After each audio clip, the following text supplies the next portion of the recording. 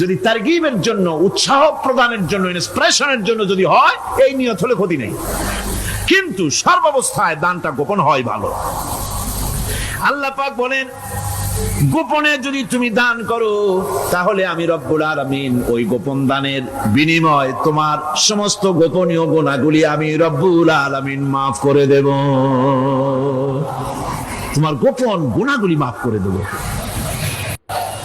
আল্লাহ পাক বলছেন, ওয়ামা তুনফিকুনা ইল্লা ইবতিগা ওয়াজহিল্লাহ, তোমরা যা কিছু খরচ করো তাতে আল্লাহর সন্তুষ্টি লাভ করা ছাড়া মনের মধ্যে অন্য কিছু যেন লক্ষ্য না থাকে। শুধুমাত্র আল্লাহর সন্তুষ্টি মনের মধ্যে তোমরা রাখবে। আর কাউকে কোন জিনিস দিয়ে তার কাছে অনুগ্রহ প্রকাশ করতে পারবে না। আমি তোমার এই উপকার করছিলাম, তুমি নেমো খারামের মতো আজ কথা বলো, এরকম বলে না। কাউকে কিছু দিয়ে অনুগ্রহ প্রকাশ করবে না, তার মনে ব্যথা দিবে না।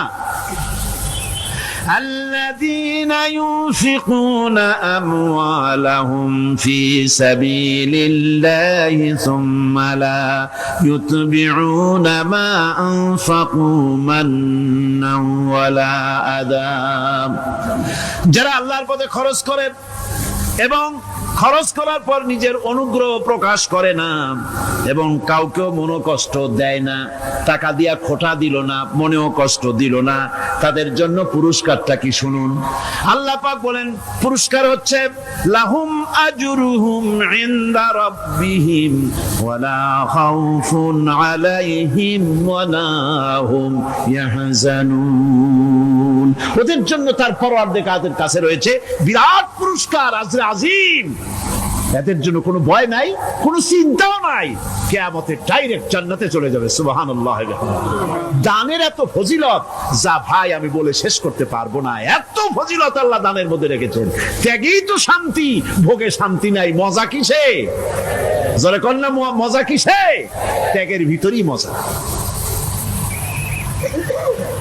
এরপরে আল্লাহ পাক বলছেন, আল্লাহর পথে 3 নম্বরে হতেছে, আল্লাহর পথে যা খরচ করবা বেছে বেছে ভালো জিনিসটা দিও, বাইসা বাইসা ছেঁড়া জামাটা দিও না।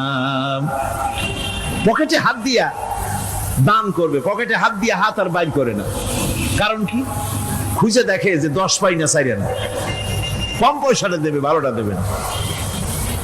টাকা বের করে ওর মধ্যে ময়লা পচা গন্ধ লাগে, ওইটা দান করবে, আর টাটকা টাকাটা পকেটে রেখে দেবে। এই স্বভাব আমাদের আছে কিনা? আছে কিনা? আরে বাবা, টাকা কি আপনি পকেটে রাখতে পারবেন? ওটা দেওয়া লাগবে না? এরা দেন, তারা দেন, কাউকে তো দিবেনি। আমাদের এই বদভ্যাস আল্লাহ আমাদেরকে মাফ করুন। কোন আমিন বলেন। আমিন। দান করার সময় বেছে বেছে খারাপটা দিও না, ছেঁড়া কাপড়টা দিও না, অখাদ্য কুখাদ্য দান করো না। বিয়ার মজলিস, বিবাহে অনেক লোক দাওয়াত দিয়েছে, বেশি করে রান্না করছে, কম যদি হয়ে যায় বড় মিয়ার ইজ্জত নষ্ট হয়ে যাবে। মেহমান কম আসলো, এখন এই খাবারগুলি না পারিয়া তারপরে গরিবদের দেয়, না পেরে যখন খাবার কেউ নাই তখন গরিবদের দেয়। গরিবদের উদ্দেশ্য করে কিন্তু বানানো হয় নাই। এটা হলো, একজনের রুটি খাচ্ছিল, এক কৃপণ বখিল রুটি খেতে বসেছে, সিল একটা আসে আর রুটিতে সু মারলো, সু মেরে রুটিটা নিয়ে গেছে। বেচারা পিছনে পিছনে দৌড় আরম্ভ করছে, গালি দিতে দিতে। মরার সিল, আর তুই জায়গা পাইলি না। চিলের পিছনে দৌড়াতে দৌড়াতে নদীর পাড়ে চলে আসছে।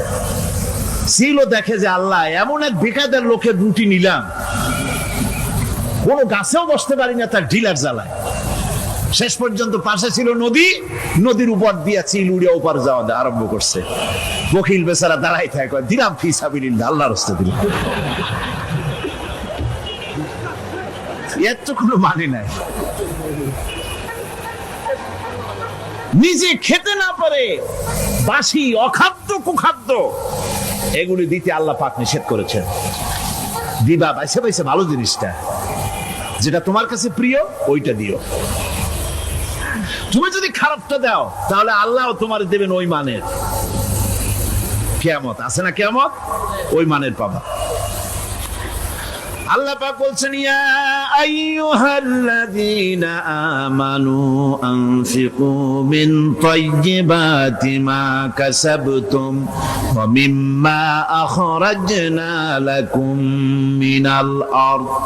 তোমরা যে উপার্জন করেছো সেই উপার্জনে তোমাদের জন্য যা উপার্জন করেছো তাই, আর মাটির ভিতর থেকে আমি যা তোমাদের জন্য দিয়েছি তার থেকে ভালো জিনিস, ভালো ভালো জিনিস আমার রাস্তায় খরচ করো। এটা কার ওয়াদা? আল্লাহর ওয়াদা। আর খরচ করার জন্য ওয়ালা তায়াম্মামুল খাবিসা মিনহু তুনফিকুন, খরচ করার জন্য বাইসা বাইসা খারাপ গুলি জিনিসগুলি খুঁজে বেড়াইও না, ভালো জিনিসগুলি আমার রাস্তায় খরচ করো। আর যতদূর সম্ভব গোপনে দিও, যতদূর সম্ভব দান গোপনে করি, মানুষকে শুনায়ও না অমুক জায়গায় দিলাম, বা মানুষের দেখায় দেখা দিও না। হযরত ইব্রাহিম আলাইহিস সালামের কথা আল্লাহ পাক কোরআনে কারিমে বলছেন সবর কারে কয়, দেখো শেখো সবর কারে কয়।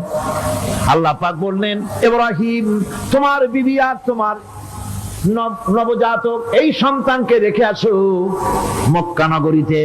তিনি চলে গেলেন, সেখানে ঘর নাই, বাড়ি নাই, কিচ্ছু নাই, চতুর্দিকে ধুধু বালু আর মরুভূমি। হযরতে হাজরা বলছেন ইব্রাহিম সামান্য পানি আর খাবার দিয়া আমার সন্তান শুদ্ধ এখানে রেখে যেতেছো, আমি কি অপরাধ করেছি? কোনো জবাব নাই। দুইবার তিনবার বলার পরে হাজরা বলছেন ইব্রাহিম গো, তবে কি আমার আল্লাহর হুকুম মতো আমারে রেখে যাচ্ছ নাকি? হযরত ইব্রাহিম আকাশের দিকে আঙ্গুল উঁচু করলেন, কথা বলবেন বাক শক্তি বেরোচ্ছে না।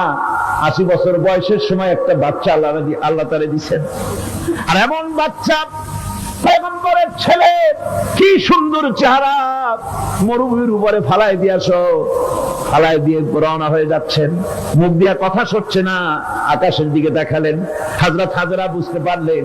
হযরত হাজরা বলেন ইব্রাহিম কোনো চিন্তা নাই, নিশ্চিন্ত মনে বাড়ি ফিরে যাও, আমি আমার আল্লাহর উপরে এতটা ভরসা করে আল্লাহর হুকুমে যদি আমার এখানে রেখে যেয়ে থাকো, আল্লাহ পাক আমাকে আর আমার কলিজার টুকরা ইসমাইলকে পানিতে আর খাবারে মারবেন না, অবশ্যই তিনি ব্যবস্থা করবেন। হযরতে হাজরা পানির জন্য দৌড়দৌড়ি করলেন, সাফা মারোয়া আপনারা জানেন, সব জানা কথা, সাফা মারোয়া দৌড়িয়ে দৌড়ি। এই যে পানির জন্য হাজরা দৌড়াইলেন, আল্লাহর কাছে খুব নাপছন্দ হয়েছে নাকি? এমন পছন্দ হইল আল্লাহর কাছে, কিয়ামত পর্যন্ত তার এই বান্দির আমল, এই দৌড় আল্লাহর কাছে এমন পছন্দ হয়ে গেল, কিয়ামত পর্যন্ত সমস্ত হাজীদের জন্য আল্লাহ ওয়াজিব করে দিল, দৌড়াও, আমার হাজরা যেমন দৌড়াইছে সেই রকম দৌড়াও। সুবহানাল্লাহ। ইসমাইল না খেয়ে মরছে, পানির অভাবে মরছে, হযরতে জিবরাইলকে আল্লাহ পাঠায় দিলেন, আমার ইসমাইলের পায়ের গুটা যেখানে লাগতেছে তুমি গিয়ে সেখানে পায়ে আঘাত করো। হযরতে জিবরাইল পায়ের আঘাত করলেন, সেখান থেকে পানি ছিটকে বেরিয়ে চলে আসে। জমজম, থাম থাম। হযরতে হাজরা এসে দেখেন পানি চিকচিক করতেছে চতুর্দিকে, পানি থামানো যায় না, চতুর্দিকে পাথর দিয়ে বেড়া দিচ্ছে, তাও খাবে না। তারপরে তিনি বলছেন জাম জাম, মানে থাম থাম। পানি থেমে গেল, কিন্তু পানির উৎস থামলো না। সেই পানি পৃথিবীর কোটি কোটি মানুষ আজ পান করে, লক্ষ লক্ষ মানুষ এই পানি দিয়ে গোসল করে, উযু করে, লক্ষ লক্ষ গ্যালন পানি প্রতি বছর সারা দেশে ছড়িয়ে যায়, মক্কায় যায়, মদিনায় যায়, জেদ্দায় যায়, সমস্ত জায়গায় যায়। দরিয়া ফুরায় যাওয়ার কথা, কিন্তু কুয়া ফুরায় না। সুবহানাল্লাহ। আল্লাহর কুদরত কাকে বলে? এগুলো কি কপাল পোড়াদের কিসমতে হবে? কপাল পোড়াদের কিসমতে হবে? আল্লাহ পাক ইমানদার মুমিনদের জন্য সমস্ত নিয়ামত রেখে দিয়েছেন। আল্লাহ পাক বলেছেন ফিহা আয়াতুন বায়্যিনাত, অসংখ্য নিদর্শন। এই কাবা আর এই কাবা কেন্দ্রিক আমার অনেক নিদর্শন আছে, তাকায় দেখো কত নিদর্শন। আজ পৃথিবীর কোন শহর নাই নিরাপত্তার শহর যেখানে জীবনের নিরাপত্তা পাওয়া যাবে। আল্লাহ পাক বলেছেন ওমান দাখালাহু কানা আমিনান, যেই ঢুকবে মক্কায় আর মদিনায় সেই নিরাপত্তা লাভ করবে। সুবহানাল্লাহ, সুবহানাল্লাহ বলবেন না? সুবহানাল্লাহ বলবেন না? আমার বন্ধুগণ, এরই বলে সারেন্ডার করা। আল্লাহ রাব্বুল আলামিন বললেন আসলিম, সারেন্ডার করো। হযরত ইব্রাহিম আলাইহিস সালাম বললেন আসলামতু লিরাব্বিল আলামিন। সারেন্ডার হয়ে গেলাম। সারেন্ডার হয়ে এক পরীক্ষা পাস করলেন, আরো এক পরীক্ষায় দুটা পাস করছেন কিনা? সুবহানাল্লাহ। এবার 3 নম্বরের পরীক্ষা, 3 নম্বর। ছেলে এবার বড় হয়েছে, নাদুস নুদুস চেহারা, সুন্দর, সুবহানাল্লাহ, নাদুস নুদুস চেহারা, জ্ঞান। এবার যাও ছেলেকে জবাব করবে, সুবহানাল্লাহ। একটার পর একটা মারাত্মক অগ্নি পরীক্ষা, ছেলের জবাব করো। হযরত ইব্রাহিম আলাইহিস সালাম বলছিলেন, আল্লাহ এই রকমের কঠিন পরীক্ষা তুমি আমারে বানাইও না। বলছেন না।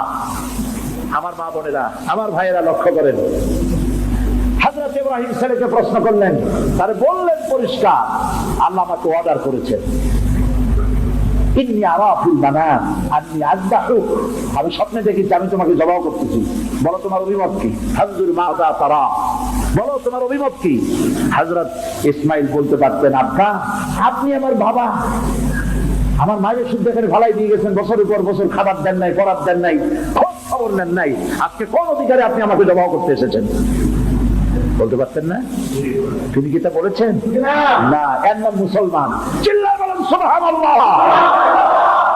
এর নাম মুসলমান। আল্লাহর হুকুমের সামনে মাথা নত করে দাও। হযরত ইসমাইল কি জবাব দিলেন? হযরত ইসমাইল বললেন, ইয়া আবাতি ফাল মা তুমারু সাতাজিদুনি ইনশাআল্লাহু মিনাস সাবিরিন। হে পিতা, আপনি স্বপ্নে যে ব্যাপারে আদিষ্ট হয়েছেন, দেখেন ছোট্ট মানুষ কিন্তু তিনি কথা বললেন না যে আপনি স্বপ্নে যা দেখছেন তাই করেন। তিনি বললেন কি, আপনি স্বপ্নে যে ব্যাপারে আদিষ্ট হয়েছেন আপনি তা পালন করুন। ছেলের এই জ্ঞান হয়েছে, আমার আব্বা আল্লাহর পয়গম্বর, আর পয়গম্বরেরা নিজের ইচ্ছায় কিছুই করে না। আল্লাহর হুকুম। আপনি আমাকে ধৈর্যধারীদের মধ্যে পেয়ে যাবেন, আমাকে ধৈর্যধারী পাবেন। আমি ছটফট করবো না, দৌড় দেবো না। তবে আমার আব্বা 3টা কাজ করেন। জবাব করার সময় আমার হাত পা বাঁধেন, যাতে করে জবাহের বেদনায়, যন্ত্রণায় আমার হাত পা আপনার গায়ে লাগলে আমার বেয়াদবি হয়ে যেতে পারে। হাত পা বাঁধেন। 2 নম্বরে আপনার চোখটা বাঁধবেন ভালো করে, যাতে করে আমার গর্দান দেখলে এখানে ছুরি চালাইতে আপনার কষ্ট হইতে পারে, হাতটা শিথিল হয়ে যেতে পারে। বাপের কাছে ছেলের গর্দান বড় প্রিয়। বাপ তার ছেলেকে কাছে রেখে তার গর্দানের উপরে চুমা খায়, তার কপালে চুমা খায়। আপনার চোখটা বাঁধিয়ে নিন, তাহলে কষ্ট কম হবে। আর 3 নম্বরে আর একটা দাবি আছে। 3 নম্বরে আর একটা দাবি হলো, আমার মা হাজেরা জনম দুঃখিনী মা, আমার কোন সন্তান তার নাই, মা বলে ডাকবার মতো। আমাকে জবাব করার পরে আমার রক্ত মাখা জামাটা আমার মায়েরে দিয়া দিবেন, আর বলবেন যেন কান্দাকাটি না করে, কিয়ামতের দিন আল্লাহর দরবারে মায়ের সাথে আমার দেখা হয়ে যাবে। হযরত ইব্রাহিম ছেলের হাত পা বাঁধলেন, নিজের চোখ বেঁধেছেন। আল্লাহর আকাশের ফেরেশতারা তাকায় দেখতেছেন, কি সাংঘাতিক পরীক্ষা। এত বড় পরীক্ষা পৃথিবীর কোন মানুষকে আল্লাহ রাব্বুল আলামিন করেন নাই। কি কঠিন পরীক্ষা। নিজের ছেলের গলার চুরি চালানো বাপের পক্ষে কি সম্ভব? হযরত ইব্রাহিম আলাইহিস সালাম কোরআনে কারীমের মধ্যে রব্বুল আলামিন সুন্দর করে বলেছেন, ফালাম্মা আসলামা ওয়া তাল্লাহু লিল জাবিন। বাপটা দুজনে রাজি হয়েছে, ছেলেটারে কাট করিয়া ছুরি ধরছে, ছুরি চালানো শুরু হয়ে গেছে।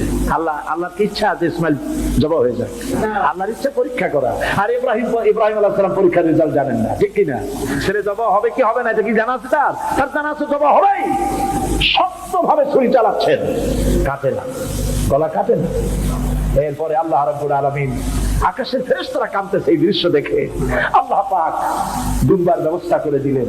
দুম্বা ইসমাইলকে, হযরত ইব্রাহিম তো চোখ বাঁধা, ইসমাইল আলাইহিস সালামকে সরাইয়া দুম্বার সামনে দিয়েছে, দুম্বা জবাব হয়ে গেছে। সুবহানাল্লাহ। আল্লাহ রাব্বুল আলামিন হযরত ইব্রাহিমকে শোনায় দিলেন, ওয়ানাদাইনাহু আইয়া ইব্রাহিম সাদ্দাকতার রুয়া ইন্না কাযালিকা নাজজিল মুহসিনিন। আমি ইব্রাহিমকে ডেকে বললাম, ইব্রাহিম তুমি তোমার স্বপ্নকে বাস্তবে রূপ দিয়েছো, আর আমি এইভাবে করে মুহসিনিনদেরকে পুরস্কৃত করে থাকি। সালামুন আলা ইব্রাহিম, ইব্রাহিমের উপরে আল্লাহর শান্তি নাযিল হোক। কিয়ামত পর্যন্ত পৃথিবীর কোটি কোটি মুসলমানেরা নামাজের মধ্যে ইব্রাহিম আলাইহিস সালামের জন্য দোয়া করবে। সুবহানাল্লাহ। দোয়া করেন না আপনারা? কোন সময়? দরুদের দরুদ। কিয়ামত পর্যন্ত দোয়া করো, তোমার নেতা, তোমার জাতির পিতা। মুসলমান কারে বলে? এর নাম মুসলমান। মদের ব্যবসা ছাড়তে পারবেন না, জুয়া ছাড়তে পারবেন না, সুদ ছাড়তে পারবেন না, আবার দাবি করবেন আপনি মুসলমান। মুসলমান হওয়া যাবে না, আল্লাহর কসম মুসলমান হওয়া যাবে না। মুনাফিক মুনাফিক মুনাফিক। মুসলমান হতে হলে আল্লাহর হুকুমের সামনে মাথা নত করতে হবে। যা তিনি বলেছেন সব মানতে হবে। মিথ্যা ছেড়ে দিতে হবে, ওজনে কম দেওয়া যাবে না, খাদ্যে ভেজাল দেওয়া যাবে না, নিজের স্ত্রীকে নিজের মেয়েকে বেপরদা করা যাবে না, বৈশাখী মেলার নামে নিজেদের মেয়েগুলিকে সৌন্দর্য প্রদর্শনী করে মানুষের সামনে বের করা যাবে না। এর নাম ইসলাম। এর নাম কি? এই ধরনের মুসলমান হইতে পারবো আমরা? হইতে পারবো? এই ধরনের মুসলমান হইতে রাজি আছি? কারা কারা রাজি? আলহামদুলিল্লাহ।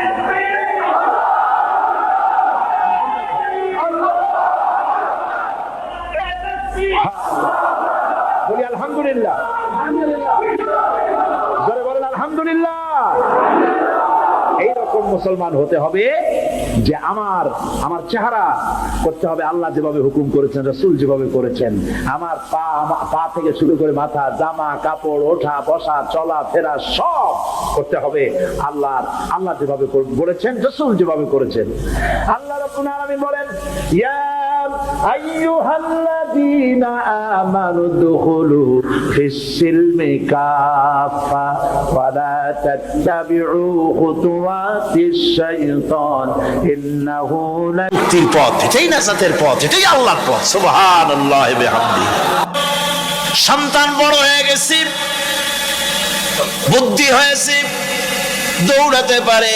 আল্লাহ রাব্বুল আলামিন হুকুম করলেন, ছেলেকে জবাহ করো। কত বড় আগুনের পরীক্ষা! কোরআন শরীফ বলছে, হযরত ইব্রাহিম আলাইহিস সালাম নিজের ছেলেকে ডেকে নিয়ে বললেন, ইয়া বুনাইয়া ইন্নী আরা ফিল মানামি আন্নী আযবা। ইসমাইল জবাহ হোক, এটা আল্লাহ চান নাই, আল্লাহ চেয়েছেন পরীক্ষা করতে। পরীক্ষায় ইব্রাহিম পাস হয়ে গেলেন। আল্লাহ পাক বলছেন, ওয়ানাদাইনাহু আইয়া ইব্রাহিম قد صدقت الرؤيا إنا كذلك نجزي المحسنين। আমি ইব্রাহিমকে ডেকে বললাম, ইব্রাহিম তুমি তোমার স্বপ্নকে বাস্তবে রূপ দিয়েছো, আর এভাবেই করি আমি মুহসিনিনদেরকে পুরস্কৃত করে থাকি। আল্লাহ পাক খুশি হলেন। আল্লাহ পাক বললেন, ইন্না হাযা লাবালাউল মুবিন। নিঃসন্দেহে এটি একটি বিরাট পরীক্ষা ছিল। ঠিক কি না? আল্লাহ নিজে বলছেন এটা একটি বিরাট পরীক্ষা, আজিম ইমতিহান। সে ইমতিহানে তিনি পাশ করলেন। পরীক্ষায় উত্তীর্ণ হওয়ার জন্য রব্বুল আলামিন পুরস্কার দিয়া দিলেন। আল্লাহ পাক বললেন, সালামুন আলা ইব্রাহিম। পড়েন সবাই, সালামুন আলা ইব্রাহিম। ইব্রাহিমের প্রতি আল্লাহ পাক বললেন, ইব্রাহিমের প্রতি সালাম রইল। সুবহানাল্লাহি ওয়া বিহামদিহি।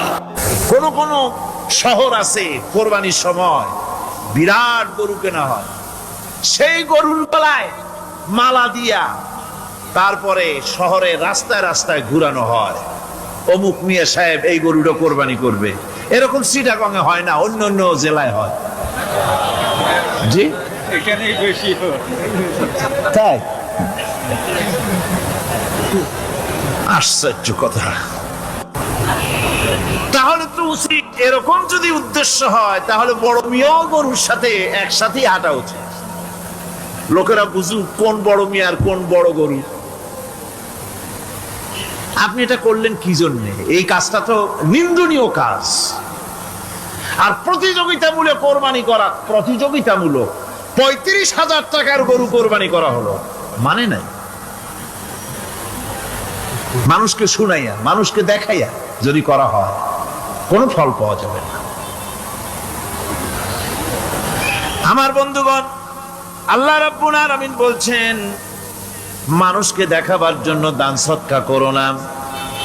ইন তুবদুস সাদাকাতি ফানি'ম্মা হিয়া ওয়া ইন তুখফুহা ওয়া তু'তুহাল ফুকারা ফাহুয়া খায়রুল লাকুম ওয়া ইউকাফিরু আনকুম মিন সাইয়্যাতিকুম। প্রকাশ্যভাবে খরচ করলে তা ভালো, আল্লাহ পাক বলছেন প্রকাশ্যভাবে খরচ করলে তা ভালো, কিন্তু গোপনে দান করা সবচাইতে উত্তম। তবে প্রকাশ্যে দান করতে গিয়ে যদি এটা এই জন্য হয় যে আমি দিলে পরে আরো একজন উৎসাহিত হয়ে যাবে, সমাজ কল্যাণ পরিষদের এত বড় বিশাল মাহফিল, 16 লক্ষ টাকা খরচ হবে, দিলাম আমি 1 লাখ টাকা, এটা শুনাইয়া বলার পর আমার কথা শুনিয়া আরো যাদের টাকা আছে তারা হয়তো 2 লাখ দেবে, এই চিন্তা করে যদি তারগিবের জন্য, উৎসাহ প্রদানের জন্য, ইন্সপিরেশনের জন্য যদি হয়, এই নিয়ত হলে ক্ষতি নেই। কিন্তু সর্বাবস্থায় দানটা গোপন হয় ভালো। আল্লাহ পাক বলেন গোপনে যদি তুমি দান করো তাহলে আমি রব্বুল আলামিন ওই গোপন দানের বিনিময় তোমার সমস্ত গোপনীয় গুনাহগুলি আমি রব্বুল আলামিন মাফ করে দেব। তোমার গোপন গুনাহগুলি মাফ করে দেব। 5 নম্বরে হচ্ছে নির্বোধ আর অজ্ঞ লোকদেরকে প্রয়োজনের অতিরিক্ত টাকা দিবা না। দেখেন ইসলামের কি সুন্দর বিধান। বোকা, নির্বোধ, অজ্ঞ আছে না সমাজে? তুমি মহব্বতে, আল্লাহর মহব্বতে ওর লাগে 500 টাকা দিয়ে দিলা 5,000 টাকা, এ তো সর্বনাশ করে ফেলাবে, সে তো খারাপ জায়গায় তা ব্যয় করবে। এই জন্য অজ্ঞ লোকদেরকে, নির্বোধ লোকদেরকে প্রয়োজনের অতিরিক্ত দিতে আল্লাহ নিষেধ করেছেন। তবে আল্লাহর ইচ্ছা হচ্ছে এই যে যত বড় পাপী হোক আর যত বড় খোদাদ্রোহী হোক না কেন, প্রত্যেকের খাওয়া, পড়া, শিক্ষা, চিকিৎসা গ্যারান্টি দিতে হবে। সুবহানাল্লাহ। কোন এর নাম তো আল্লাহ, এর নাম কি? আল্লাহ পাক, যার ভেতরে কোনো কার্পণ্যতা নাই। আল্লাহরে মানলেও আল্লাহ খাইতে দেন, না মানলেও দেন, সকলকেই দেন সমভাবে।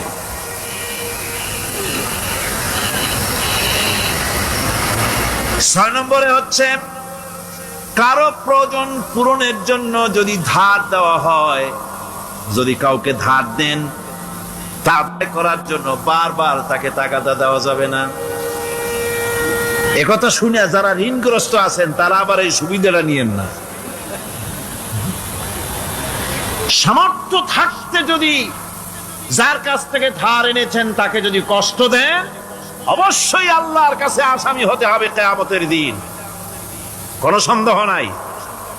আর যে ব্যক্তি ধার দিয়েছেন তিনি যদি বুঝতে পারেন যে এই লোকটি আসলেই নিয়ত ভালো কিন্তু দিতে পারতেছে না, তাহলে এমন লোককে বারবার টাকাটা দিতে আল্লাহ নিষেধ করেছেন। তাকে শরম দিও না, তাকে সময় দাও। وَإِنْ كَانَ ذُو عُسْرَةٍ فَنَذِرَةٌ إِلَى مَيْسَرَةٍ وَأَنْ تَصَدَّقُوا خَيْرٌ لَكُمْ إِنْ كُنْتُمْ تَعْلَمُونَ। ঋণগ্রস্ত ব্যক্তির আর্থিক অবস্থা খারাপ হলে সচ্ছল হওয়া পর্যন্ত তাকে সময় দাও, আর তাকে যদি ক্ষমা করে দিতে পারো সেটা তো অনেক ভালো কথা। আল্লাহ তোমার প্রতি রহম করবেন। যদি ক্ষমার তাকে যদি সে দিতেই পারবে না এমন অবস্থা যদি হয়, তাহলে তাকে তুমি ক্ষমা করে দিও।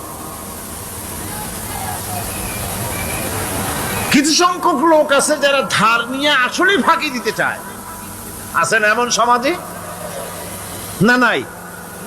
কিছু লোক আছে ধার নেয় ভাই দেব 1 মাসের মধ্যে কোনো সন্দেহ নাই, 6 মাস যায় তারপরেও দেয় না।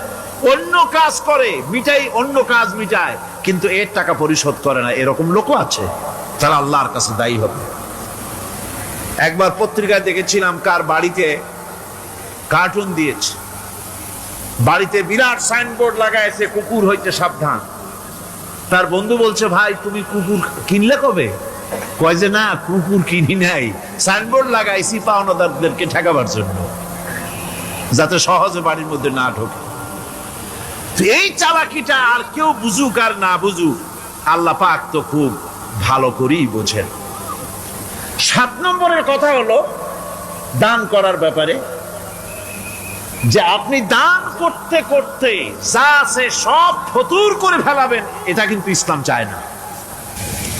আপনার সন্তান সন্ততিকে বঞ্চিত করে, স্ত্রী পুত্রকে বঞ্চিত করে সমানে দান করবেন, ঘরে না খেয়ে থাকবেন, এই অবস্থা যেন না হয়।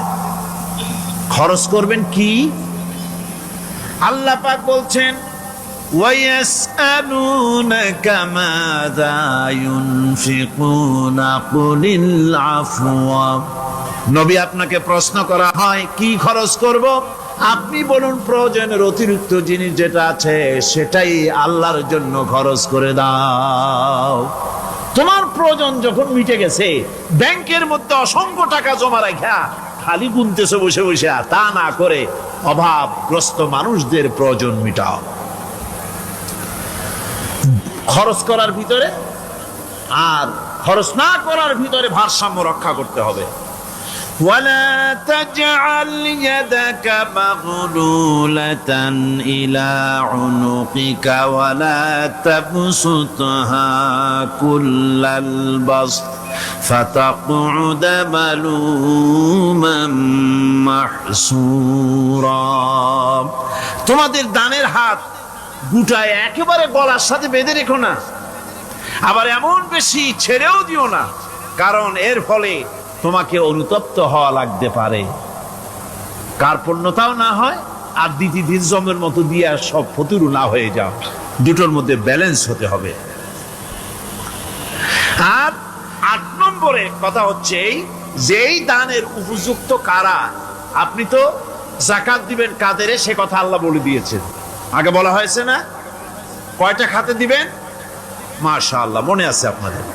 আর এমনি সাধারণ দান সাদকা কাদেরকে দিবেন, উপযুক্ত পাত্র কারা, তার একটা লিস্ট আল্লাহ দিচ্ছেন। ওয়াবিল ওয়ালিদাইনি ইহসানা ওয়াবিযিল কুরবা ওয়াল ইয়াতামা ওয়াল মাসাকিন ওয়াল জারি যিল কুরবা। নিজের পিতামাতা, নিকট আত্মীয়, ইয়াতীম, মিসকিন এবং আত্মীয় প্রতিবেশী, তাদেরকে দিবে। আমি কিন্তু এখন যাকাতের কথা বলছি না, মা বাপকে যাকাত দেওয়া যাবে না। এটা হচ্ছে দান, সহযোগিতা করা, ইহসান করা।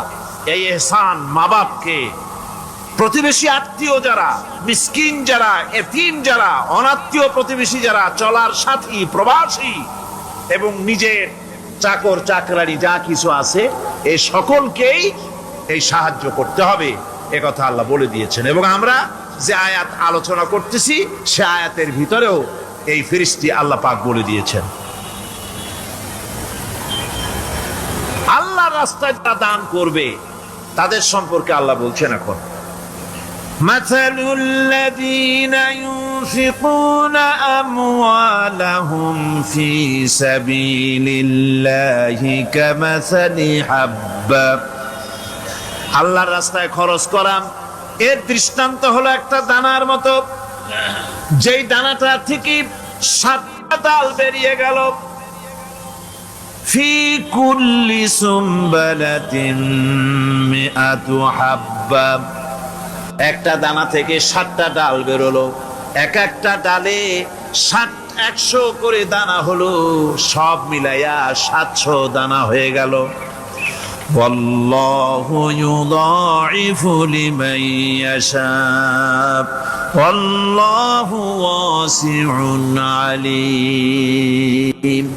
আল্লাহ পাক বলেন, এই পৃথিবীতে একটা দানায় 700 দানা যে আল্লাহ রাব্বুল আলামিন তোমার হাতে ধরায় দিলেন, সে আল্লাহ পাকের ব্যাংকে যদি টাকা জমা রাখো, আল্লাহর রাস্তায় যদি খরচ করো, 700 গুণ বাড়াইয়া আল্লাহ তোমার হাতে ধরাইয়া দিবেন। আল্লাহু ইউদাইফু লিমান ইয়াশা, আর আল্লাহ ইচ্ছে করলে এর থেকেও বেশি তোমাকে দান করবেন। সুবহানাল্লাহ কোন জোরে। আর এই দান করতে হবে মরার আগে। কোন সময় দেবেন কোন? আমার দেশে বহু মুসলমান আছে যারা বলে, হুজুর আসি আপনাদের পিছনে, যা বলেন আসি, জীবন দিয়া দেব। এরা খুব চালাক, জীবন দিতে চায়, মাল দিতে চায় না। আল্লাহ তো আগে জীবন চায় নাই, আল্লাহ আগে কি চেয়েছেন? কোন না আল্লাহ আগে কি চেয়েছেন? আল্লাহ চেয়েছেন মাল। وَتُجَاهِدُونَ فِي سَبِيلِ اللَّهِ بِأَمْوَالِكُمْ وَأَنفُسِكُمْ। আল্লাহ পাক বলেন জিহাদ করো আমার রাস্তায় মাল দিয়ে আর জান দিয়ে। মাল দাও আগে, মাল না দিয়া যদি আগে মরে যাও, মালটা তো থেকেই গেল। সুতরাং মাল আগে আমার রাস্তায় দাও। দেবা কখন? মরার আগে দাও। وَأَنفِقُوا مِمَّا رَزَقْنَاكُم مِّن قَبْلِ أَن يَأْتِيَ أَحَدَكُمُ الْمَوْتُ। আমার রাস্তায় খরচ করো মৃত্যু আসার আগে। فَيَقُولَ رَبِّ لَوْلَا أَخَّرْتَنِي إِلَى أَجَلٍ قَرِيبٍ। যদি মরার আগে না দাও, মৃত্যুর সময়, মৃত্যু যখন এসে গেল, সেই সময় যদি বলো, অনুশোচনা যদি করো, আহারে যদি আমি সময় পাইতাম, একটু খানিক যদি সময় দিতে, আল্লাহ একটু সময় আমারে যদি দাও, فَأَصَّدَّقَ وَأَكُن مِّنَ الصَّالِحِينَ। দান সদকা করব, সব আল্লাহর রাস্তায় দিয়ে দেব, আর আমি সালেহ বান্দাদের মধ্যে শামিল হয়ে যাব। আল্লাহ একটু সময় আমারে দাও। আল্লাহ পাক বলছেন, ওয়ালাই ইউআখিরাল্লাহু নাফসান ইযা জাআ আজালুহা আল্লাহু খাবীরুম বিমা তা'মালুন। মৃত্যুর নির্ধারিত সময় আসলে 1 সেকেন্ড আগে পাশে করা হবে না। সুতরাং মৃত্যুর আগে খরচ করো। আপনি মনে করবেন যে আপনি মরে গেলে পরে আপনার ছেলে মেয়ে আপনার জন্য করবে, খরচ করবে। হ্যাঁ করবে ঠিক, মরার পরে কুলখানির পরে 40, তারপরে শেষ, এরপর আর করবে। আপনার ছেলে মেয়ে আপনার জন্য করবে তার প্রমাণ তো আপনি নিজে। আপনি আপনার ছেলের মেয়ের জন্য কি করে, আপনার মা বাবার জন্য কি করছেন? আপনার মা বাবার জন্য যদি আপনি কিছু না করে থাকেন, আপনার ছেলে মেয়ে আপনার জন্য করবে না। সুতরাং নিজের কাজ নিজে করেন। আপনার পিঠ যদি চুলকায়, আর নাতিরে যদি বলেন নাতি পিঠটা চুলকায় দাও, সে যে জায়গা চুলকাবে আপনি করবেন উত্তর দিকে, সে উত্তর দিকে, দক্ষিণ দিকে, উপরে, নিচে, পিঠে, পাছার কাছে। যে জায়গায় আঙ্গুল দেবে আপনি করবেন ওখানে না, আবার আরেকটু উপরে দাও, আরেকটু পাশে দাও, জায়গা মতো পড়বেই না। আর কষ্ট করে নিজের হাতটা যদি পৌঁছাইতে পারেন জায়গা মতো পড়ে, একবার চুলকানি মারলেই চুলকানি শেষ। ঠিক কিনা? সুতরাং আপনি অন্যের উপরে ভরসা না করে নিজের খরচ নিজেই করে যান, নিজের কাজ নিজে করে যান, আল্লাহর রাস্তায় খরচ করে যান। বেশি পরিমাণে খরচ করেন, যত খরচ করবেন আল্লাহ রাব্বুল আলামিন রাজি হয়ে যাবে। কোন সুবহানাল্লাহ। যাকাত কোথায় কোথায় ব্যয় করবেন, কারে কারে দিবেন? আল্লাহ রাব্বুল আলামিন বলেন, ইন্নামাস সাদাকাতু লিল ফুকারাই ওয়াল মাসাকিন ওয়াল আমিলিনা আলাইহা ওয়াল মুআল্লাফাতি কুলুবুহুম ওয়া ফির রিকাব والغارمين وفي سبيل الله وابن السبيل فريضة من الله ওয়াল্লাহু আলিমুন হাকীম। সূরা তাওবার মধ্যে আল্লাহ পাক যাকাত কোথায় কোথায় দিবেন খাতগুলি আল্লাহ বলে দিচ্ছেন। কোন আলহামদুলিল্লাহ। যেখানে সেখানে যাকাত দেওয়া যাবে না। যাকাতের জন্য খাত হচ্ছে 8টা। যাকাতের জন্য খাত কয়টা? 8টা। 8টি খাতে আপনার যাকাতের টাকা আপনি ব্যবহার করবেন, ব্যয় করবেন। প্রথম দিবেন ফকিরদেরকে। প্রথম দিবেন কাদেরকে? ফকির। ফকির কারা? ফকির হচ্ছে নিজের জীবন জীবিকায় অন্যের মুখাপেক্ষী। তারপরে শিশু, এতিম, বিধবা, জীবন চালানো খুবই কষ্টকর, অভাবগ্রস্ত লোক, এরা হচ্ছে ফকির। আর মিসকিন হচ্ছে যারা নিজেদের প্রয়োজন উপযোগী অর্থ উপার্জন করার সামর্থ্য নাই, আর মানুষের কাছে আত্মমর্যাদার কারণে হাত পাততেও পারে না। এক কথায় এক গরিব ভদ্রলোক। আল্লাহ কোরআন শরীফে বলেছেন যে এদের চেহারা দেখে বুঝো জ্বর পেটে খাবার নাই, অথবা সে অসুবিধায় আছে। চেহারা দেখে বুঝে তাকে সাহায্য করো। সে এমন শরীফ মানুষ আছে না আমাদের সমাজে? লোক এরকম আছে না? আছে কিনা? ঘরের মধ্যে 3 দিনও রান্না হয় নাই, কিন্তু দাড়ি টাড়ি সুন্দর করে আশ্রয়া জামাটা পরিপাটি করে গায়ে দিয়ে বেরোচ্ছে, কারোর কাছে হাত পাতে না। তার সরাপাতে তার ভদ্রতায় বাঁধে। ওনার সরাপথে বেঁধেছে, উনি চাবেন না কারো কাছে, কিন্তু উনাকে যিনি সৃষ্টি করেছেন সে আল্লাহ রাব্বুল আলামিন শোনায় দিচ্ছেন, বান্দারা আমার ওই গরিব ভদ্রলোককে খাবার দাও। ওরা হচ্ছে মিসকিন। এরপরে আমিলিন। 3 নম্বরে আমিলিন, অর্থাৎ যারা যাকাত সরকারিভাবে যাকাত যারা আদায় করে, সেই আদায়কারীদেরকে এই যাকাতের টাকা দিয়ে তাদের সম্মানী দিতে বলা হয়েছে। ইসলামী গভর্নমেন্ট আসলে যাকাত তো আর আপনার খুশি মতো থাকবে না, যাকাত দিতে আপনি বাধ্য হবেন। যাকাত দিতে আপনি বাধ্য হবেন। যাকাত আদায় করবে গভর্নমেন্ট। কে আদায় করবে? গভর্নমেন্ট আদায় করবে, আর গভর্নমেন্ট ডিস্ট্রিবিউট করবে। ওয়াল মুআল্লাফাতিল কুলুব, মনতুষ্টির জন্য, যাদের মন জয় করতে হবে, এই ধরনের লোকদেরকে। ওয়ার রিকাব, আর গলদেশের মুক্তিদানের জন্য। ওয়াল গারিমিন, আর ঋণগ্রস্ত ব্যক্তি। তা আবার এমন পর্যায়ের যে ঋণ পরিশোধ করতে গেলে যদি তার এমন অবস্থা হয় যে তার কাছে যাকাত দেওয়ার মতো টাকা থাকে না, এরকমের অবস্থা যদি হয়, তাহলে যাকাতের টাকা দিয়ে তার ঋণ পরিশোধ করে দেওয়া যেতে পারে। ফি সাবিলিল্লাহ। এরপরে হচ্ছে জিহাদের রাস্তা। জিহাদের রাস্তা মানে জিহাদ যখন শুরু হবে, সেই জিহাদের ময়দানে আপনি বন্দুক রাইফেল কিনে দেওয়ার সাহায্য করবেন, সেটা নয়। কিন্তু শুধু এটাকেই বোঝানো হয় নাই। ফি সাবিলিল্লাহ বলতে বোঝানো হয়েছে আল্লাহর রাস্তায় সংগ্রামরত সব ব্যাপারে আপনি সাহায্য করবেন।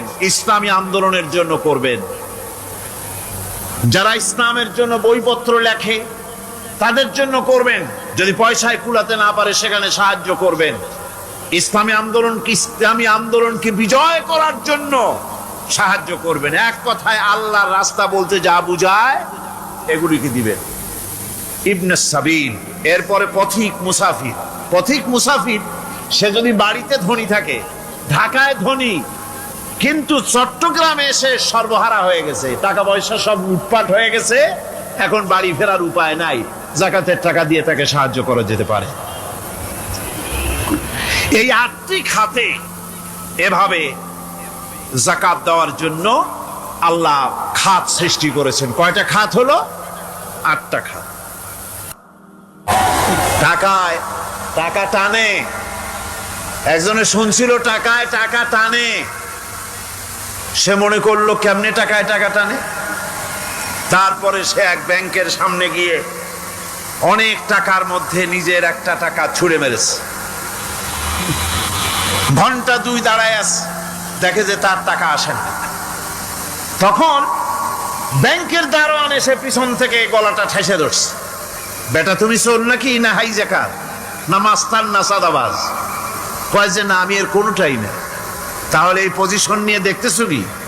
কয় যে আমি শুনছিলাম টাকায় টাকা টানে, সেজন্য আমার পকেটে একটা টাকা ছিল, ওই যে কেশিয়ার টাকাগুলি গুনতেছে ওইখানে মারলাম, দেখিনি টাকা, আমার টাকায় কিছু টাকা টাইনে আনে। এতক্ষণ দাঁড়ানো, আমার টাকা তো টানলই না, আমার যে একটা টাকা তাও আসে না। দারোয়ান বলছে, বেটা তুমি ঠিকই শুনেছো, টাকায় টাকা ঠিকই টানে, ওই অনেকগুলা টাকা তোমার একটা টাকারে এমন ভাবে টাইনিয়া ধরছে, বাইরে আবার উপায় নেই। সুদভিত্তিক অর্থ ব্যবস্থায় গরিবরা এভাবে শোষিত হয়। শোষিত হয় কারা? গরিবরা। সিনেমা কারা বানায়? ধনীরা। শোষিত হয় কারা? গরিবেরা। লক্ষ্য করেন, টাকা আল্লাহর কথা কত বাস্তব। ধনীরা সিনেমা বানায়, শোষিত হচ্ছে গরিবেরা। রিক্সা চালায়, ঠেলা গাড়ি চালায়, মাথার ঘাম পায়ে ফেলেছে, পরিশ্রান্ত হয়েছে, বিকাল বেলায় সেই টাকা নিয়ে যাচ্ছে বাজার করতে। সিনেমা হলের সামনে যায় দেখে সর্বনাশ, যুবক একটা যুবতীর জড়ায় ধরছে দুই হাত দিয়া, নিচে লেখা কি যে প্রেম আর কত যে জ্বালা। বেচারা গরিব মানুষ মাথা গরম হয়ে গেছে এটা দেখিয়া, যে বাইরে যদি এত জ্বালা, ভিতরে না জানি কত মজা। যে টাকা দিয়ে চাউল কিনতো সেই টাকা দিয়া টিকিট কিনে সিনেমায় ঢুকলো। এর মাথা ঘামানো পয়সাগুলি পাইলো কে? বড় লোকই পেল। বড় লোকেরা ব্যাংকে টাকা রাখে, গরিব মানুষেরা ব্যাংক থেকে টাকা লোন নেয়। কৃষি লোন নিল, গরু কিনলো, বীজ কিনলো, সার কিনলো। আকাশ থেকে বৃষ্টি হলো না, অনাবৃষ্টি অতিবৃষ্টি খরার কারণে ফসল হলো না। ব্যাংক কি তার লোন মাফ করবে? তার সুদ মাফ করবে? শেষ পর্যন্ত গরুটা বেচা, মায়ের হাতের বউ হাতের শেষ চুড়ি গাছা বিক্রি করে লোন পরিশোধ করলো। বড় লোকের টাকা ওখানে ছিল, ওই টাকায় আরো টাকা গিয়ে জমলো, আর গরিব ফতুর হয়ে গেল। এই জন্য আল্লাহ পাক বলেছেন, সুদ হচ্ছে ওয়াহাল্লাল্লাহুল বায়আ ওয়া হাররামা রিবা। আল্লাহ পাক ব্যবসাকে করেছে হালাল, সুদকে করেছেন হারাম। এই সুদের মধ্যে 70টি গুনাহ, তার ছোট্ট গুনাহ হলো নিজের মায়ের সাথে জিনা করা। জোরে কোন নাউজুবিল্লাহ। মায়ের সাথে জিনা করার চাইতেও নিকৃষ্ট, এটা হলো ছোট গুনাহ। টের পাইছেন? এইটাই হলো ছোট গুনাহ। তাহলে বড় গুনাহ কি? বড় গুনাহ হচ্ছে আল্লাহ আর তার রাসূলের সাথে যুদ্ধ করা। নাউজুবিল্লাহ পড়ে। সুতরাং এই রাহমাতুল্লাহ আলাইহির জামানায় সাদকার টাকা নিয়ে 3টি দিন একজন ঘুরেছেন গ্রামে গ্রামে, ময়দানে ময়দানে। একটা গরিব খুঁজতেছেন সদকার টাকা দেবে, গরিব খুঁজে পাওয়া যায় না। ক্লান্ত শ্রান্ত হয়ে মরুদ্যানের ভিতরে আরাম করতেছেন, এমন সেখানে আর একটা লোক আসছে, ধুলা মলিন বড় একটা বস্কা তার সাথে। এই লোকটি তার কাছে গিয়ে বলছে, ভাই আল্লাহ আপনারে আমারে মিলাই দিছে, 3 দিন পর্যন্ত ঘুরেছি কিছু সদকার টাকা নিয়ে, এত বড় দেশের এত জায়গা ঘুরলাম, একটা গরিব পাই নাই যে তারে দেব, আল্লাহ আপনারে মিলাই দিছে, নেন এই টাকাগুলা।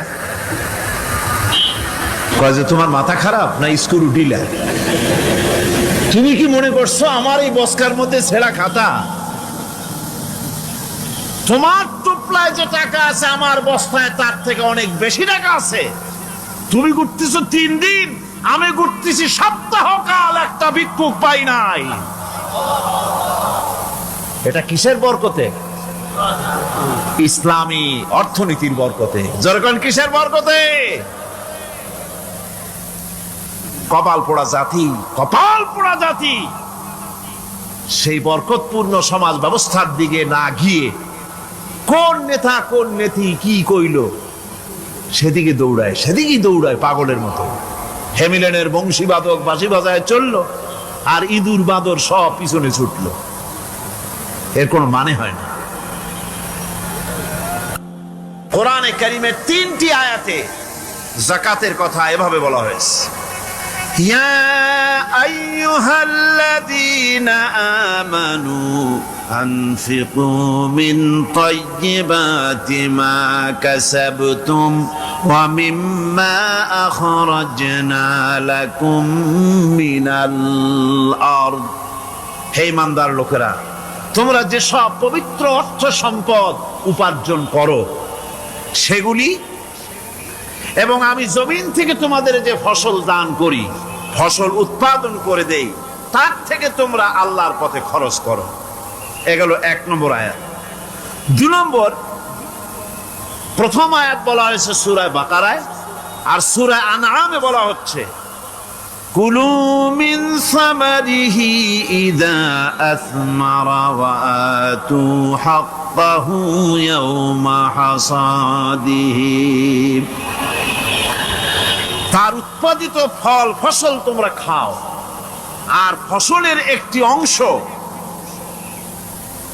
ফসল কাটার দিনেই আল্লাহর হকটা, আল্লাহর অধিকারটা আদায় করে দাও। যেদিন তোমরা ফসল কাটবে সেদিনই অধিকারটা আদায় করে দাও।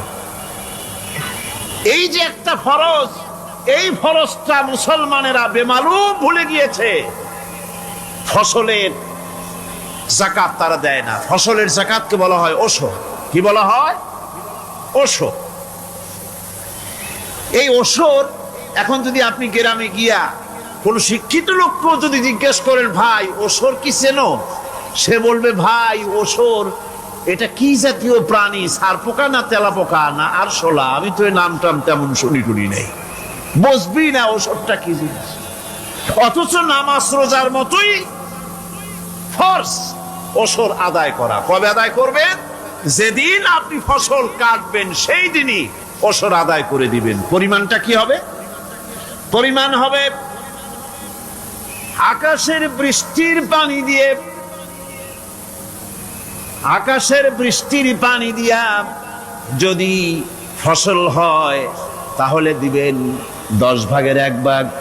10 মণ যদি ধান হয়, গম হয়, ডাল হয়, 1 মণ আল্লাহর অধিকার আদায় করে দিবেন। অধিকারটা কার?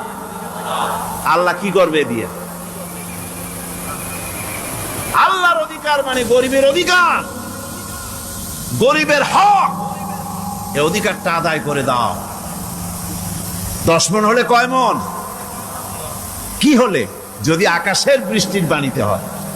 আর যদি আপনার সেচের মাধ্যমে হয়, সেচ পরিকল্পনার মাধ্যমে পয়সা খরচ করে পেট্রোল ডিজেল লাগায়া, ইঞ্জিন চালায়া, পানি উঠাইয়া, কষ্ট করে ফসল ফলাইছেন, তাহলে আল্লাহ পাক বলছেন 10 মণে 1 মণ দেওয়া লাগবে না, তোমার খরচ হইছে বেশি।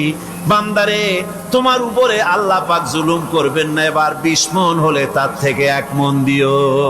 সুবহানাল্লাহ। ওয়ামাল্লাহু বিযাল্লামিন লিল আবিদ। আল্লাহ রাব্বুল আলামিন তার বান্দার উপর জুলুম করেন না। সুবহানাল্লাহ। এইভাবে করে ওশরের যাকাতটা তোমরা ঠিক মতো আদায় করে দিও। ওশরটা দিও, ফসলের ওশর দিও, আর টাকার যাকাত দিয়ে দিও। যারা এটা দিবে না তাদের সম্পর্কে আল্লাহ পাক সূরা তওবার ভিতরে বলেছেন, ওয়াল্লাযীনা ইয়াকনিজুনা আয-যাহাবা ওয়াল ফিদ্দাতা ওয়া লা ইউনফিকুনাহা ফি সাবিলিল্লাহি ফাবাশশিরহুম বিআযাবিন আলীম। যারা নাকি স্বর্ণ এবং রৌপ্যকে সঞ্চয় করে, জমা করে, ওয়ালা ইউনফিকুনাহা ফি সাবিলিল্লাহ, আর আল্লাহর রাস্তায় তা খরচ করে না, ফাবাশশিরহুম বিআযাবিন আলীম, তাদেরকে কঠিন পীড়াদায়ক শাস্তির সুসংবাদ দাও। পীড়াদায়ক শাস্তির কি দাও? শাস্তির কি সুসংবাদ হয় নাকি? হয়তো উচিত ছিল শাস্তির দুঃসংবাদ শোনাও, না, আল্লাহ বলছেন সুসংবাদ শোনাও। এটার দৃষ্টান্তটা আমার ভাষায় আমি মানুষকে এভাবে বুঝাই। ছেলে খুব দুষ্ট, দুষ্টামির ঠেলায় অস্থির, তার মা মোটেই সামলাতে পারছে না। তখন মা বলে, বেটা আমার কথা তো শুনলি না, তোর বাবা আসুক, তারপরে আমি তারে নালিশ করব। এমন পিট্টি দেবে মজা টের পাবি তখন। পিট্টি দিলে কি মজা লাগে নাকি? তার মানে শাস্তির তীব্রতা বুঝাবার জন্য বলা হচ্ছে, মজাটা টের পাবা। আল্লাহ রাব্বুল আলামিন বলছেন, কঠিন পীড়াদায়ক শাস্তির সুসংবাদ ওদের দাও, সোনা রূপা যারা জমা করে রাখে, যাকাত দেয় না, আল্লাহর রাস্তায় খরচ করে না। সোনা এখন পুরুষেরও ব্যবহার করা আরম্ভ করছে। অবশ্য চিটাগংয়ে এমন কাম শুরু হয় নাই। ছাত্র, শিক্ষক, অফিসার গলা একটা সোনার চেন, শীতের দিনেও সামনের বোতাম খুলে রাখে যাতে চেনটা সকলে দেখে। মিয়া সাহেব, এটা সোনার চেন না, জাহান্নামের আগুনের শিকল পড়েছো। পুরুষের জন্য এক রত্তি সোনাও হারাম। তোমার শরীরের সৌন্দর্য বাড়াবার জন্য স্বর্ণ ব্যবহার করতে পারবা না। স্বর্ণ রৌপ্য জমা করলো আর আল্লাহর রাস্তায় খরচ করলো না।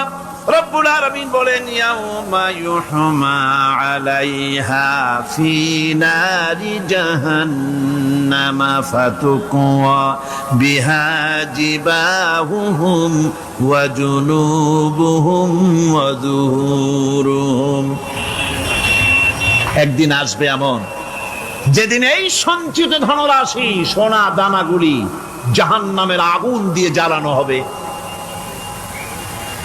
আর জাহান্নামের আগুন দিয়ে জ্বালায়া এইগুলি দিয়ে তার পিঠের উপরে আর পাঁজরে সিল মারা হবে জাহান্নামের আগুন দিয়া।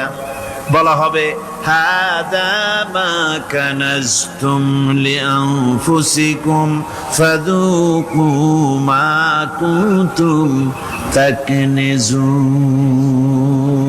মজা চাখো, স্বাদ গ্রহণ করো। এ হলো তোমার সেই সঞ্চিত সম্পদ, সঞ্চিত ধনরাশি যা তুমি জমা করেছো আর আল্লাহর রাস্তায় খরচ করনি। এখন এর শাস্তি গ্রহণ করো। সুতরাং সঞ্চয় করা, মাল জমা করা এক শ্রেণীর লোক আছে। আল্লাহ পাক বলছেন, আল্লাযী জামা মালান ওয়া আদ্দাদা, মাল জমা করে আর মোছে তেল মাখে। টেলিফোন করে, হ্যালো সোনালী ব্যাংকের ম্যানেজার সাহেব নাকি? বলে, হ্যাঁ, দেখুন তো আমার ব্যালেন্সটা কত।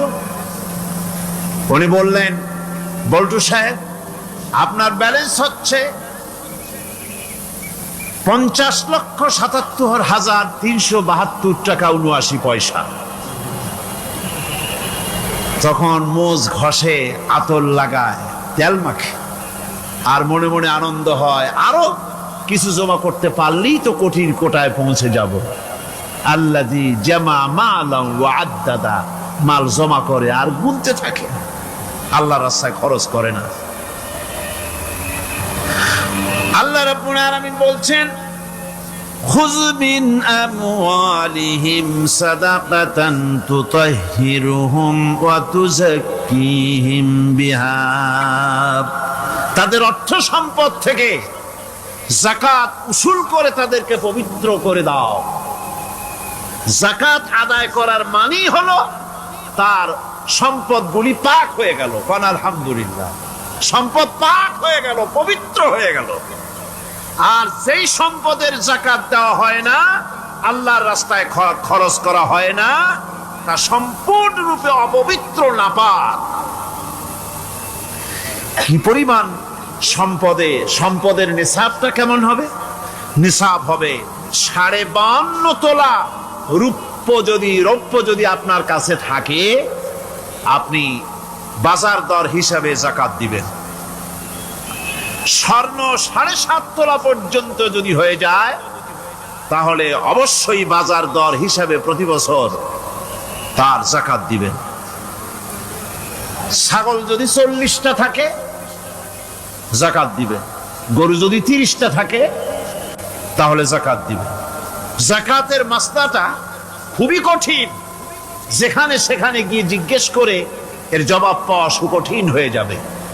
এই জন্য মাল পবিত্র করার জন্য, জাহান্নামের কঠিন শাস্তি থেকে বাঁচার জন্য আমি আপনাদেরকে উপদেশ দেব, সাজেশন করব, পরামর্শ দেব একটা বই পড়ার জন্য। বইটা লেখক হচ্ছেন আল্লামা ইউসুফ আল কারজাবী। বর্তমান আসরে, এই বর্তমান বিশ্বের একজন সাহসী মুফাক্কির ইসলাম, কাতার ইউনিভার্সিটির শরিয়া ফ্যাকাল্টির ডিন। তার লেখা ফিকহুজ যাকাত, এই আরবি, বিশাল এই আরবি গ্রন্থের অনুবাদ করেছেন অনুবাদ রাজ্যের রাজা। এদেশে ইসলামী আন্দোলনের, এই ভূখণ্ডের পুরোধা ইসলামী আন্দোলনের বর্তমান সব নেতাদের উস্তাদ আল্লামা হযরত মাওলানা আব্দুর রহিম সাহেব রাহিমাহুল্লাহ। আল্লাহ তাকে জান্নাতুল ফেরদাউসের মেহমান বানায় নিক, জোরে কোন আমিন। তিনি এটার অনুবাদ করেছেন ইসলামে যাকাতের বিধান। ইসলামে, নামটা মনে রাখেন, ইসলামে যাকাতের বিধান। ইসলামী ফাউন্ডেশন বইটা বের করেছে, এত বড় 2টি খণ্ড। এই বইটি আপনারা সংগ্রহ করবেন। আল্লাহ রাব্বুল আলামিনকে জানতে চায়, চিনতে চায়, তার পদ্ধতি হচ্ছে তার সৃষ্টিকে জানা। তার সৃষ্টির মাধ্যমে তাকে চেনা যাবে। আল্লাহ পাক বলেন, আল্লাযীনা ইয়াযকুরুনাল্লাহা কিয়ামান ওয়া কুউদান ওয়া আলা জুনুবিহিম ওয়া ইয়াতাফাক্কারুনা ফী খালকিস সামাওয়াতি ওয়াল আরদ রাব্বানা মা খালাকতা হাযা বাতিলা সুবহানাকা ফাকিনা আযাবান নার।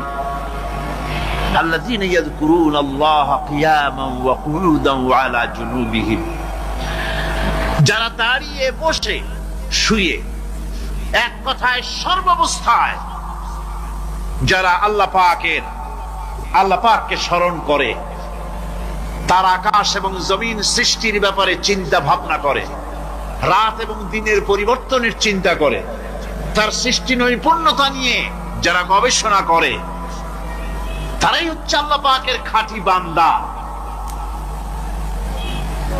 একজন সত্যানুসন্ধানী, চোখের সামনে যখন নিখিল বিশ্বের অনুপরমাণু থেকে শুরু করে সূর্য, চন্দ্র, গ্রহ, নক্ষত্র, বিশাল আকাশ পর্যন্ত, গাছপালা, তরুলতা, সমুদ্র, মহাসমুদ্র, পশু পক্ষী ইত্যাদি যখন তার নজরে পড়ে, তখন একজন সত্যের অনুসারী ব্যক্তি, একজন সত্যের অনুসন্ধানী ব্যক্তি তার মুখ থেকে বেসাক্তা, স্বতঃস্ফূর্ত ভাবে, নিজের অজান্তে মুখ থেকে লিল্লাহি রাব্বিল আলামিন। এখানে আল্লাহ, প্রশংসা কার বলুন? কার? আল্লাহ নয়, আল্লাহ, আল্লাহ পাকের প্রশংসা। আল্লাহ হচ্ছে ইসমে জাত। আল্লাহ কি? ইসমে জাত। কোন ধরনের অনুবাদ দিয়ে আল্লাহ শব্দের ব্যাখ্যা বুঝানো যাবে না। আল্লাহ এটাকে যদি সৃষ্টিকর্তা লেখা হয়, তাহলে আল্লাহ শব্দের হক আদায় হবে? সৃষ্টিকর্তা বলতে তো বুঝাই যায়, তা তো আছে খালেক, সৃষ্টিকর্তা না, সে নাম কি? খালেক। আল্লাহ, এটাকে কোনো অনুবাদ দিয়ে সৃষ্টিকর্তা বলে বোঝানো যাবে না। আল্লাহ হচ্ছেন এমন, পৃথিবীতে যত ধর্মের লোকেরা তাদের স্রষ্টাকে ডাকে, কেউ বলে ভগবান, কেউ বলে ঈশ্বর, কেউ বলে পরমেশ্বর, কেউ বলে বিধাতা, কেউ বলে গড, কেউ বলে জিহোবা। বলেন এরকম? কথা না বললে বুঝিবি বলে। এর প্রত্যেকটি শব্দের প্রতিশব্দে স্ত্রীলিঙ্গে অন্য শব্দ আসবে। ভগবান বললে কি হবে? ভগবতী। ঈশ্বর বললে ঈশ্বরী। পরমেশ্বর বললে পরমেশ্বরী। বিধাতা বললে বিধাত্রী। গড বললে গডেস আসবে। এখন গড আরো বেকায়দা।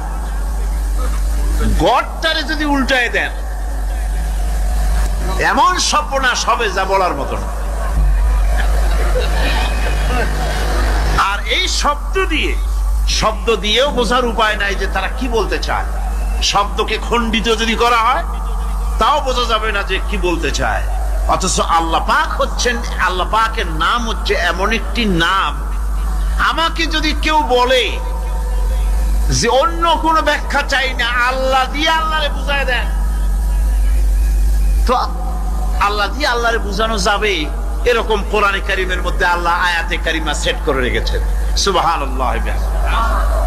যদি আপনারা বলেন আমাকে যে আল্লাহ দিয়ে আল্লাহর পরিচয় করায় দেন, তো আমি বলবো আল্লাহ রাব্বুল আলামিন কোরআনে কারিমের মধ্যে বলেছেন, আল্লাহু লা ইলাহা ইল্লা হুয়াল হাইয়ুল কাইয়্যুম। কোন সূরা আছে? কোন আয়াতে? আয়াতুল কুরসি। পড়তে ইচ্ছা করে না? পড়েন আমার সাথে। আল্লাহু লা ইলাহা ইল্লা হুয়াল হাইয়ুল কাইয়্যুম। আল্লাহ হচ্ছেন তিনি, যিনি ছাড়া কোনো উপাস্য নাই, কোনো ইলাহা নাই, কোনো মাবুদ নাই, যিনি ছাড়া আর কোনো ইবাদতের মালিক নাই। আর যিনি হচ্ছেন সদা জাগ্রত চিরঞ্জীব, সার্বভৌমত্বের একচ্ছত্র মালিক, যিনি সদা জাগ্রত চিরঞ্জীব, তিনি হচ্ছেন আল্লাহ।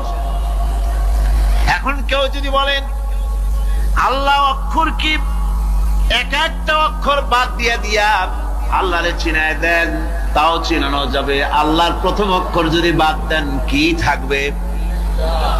কোরআনে কারীম বলছে তা দিয়েও বোঝা যাবে।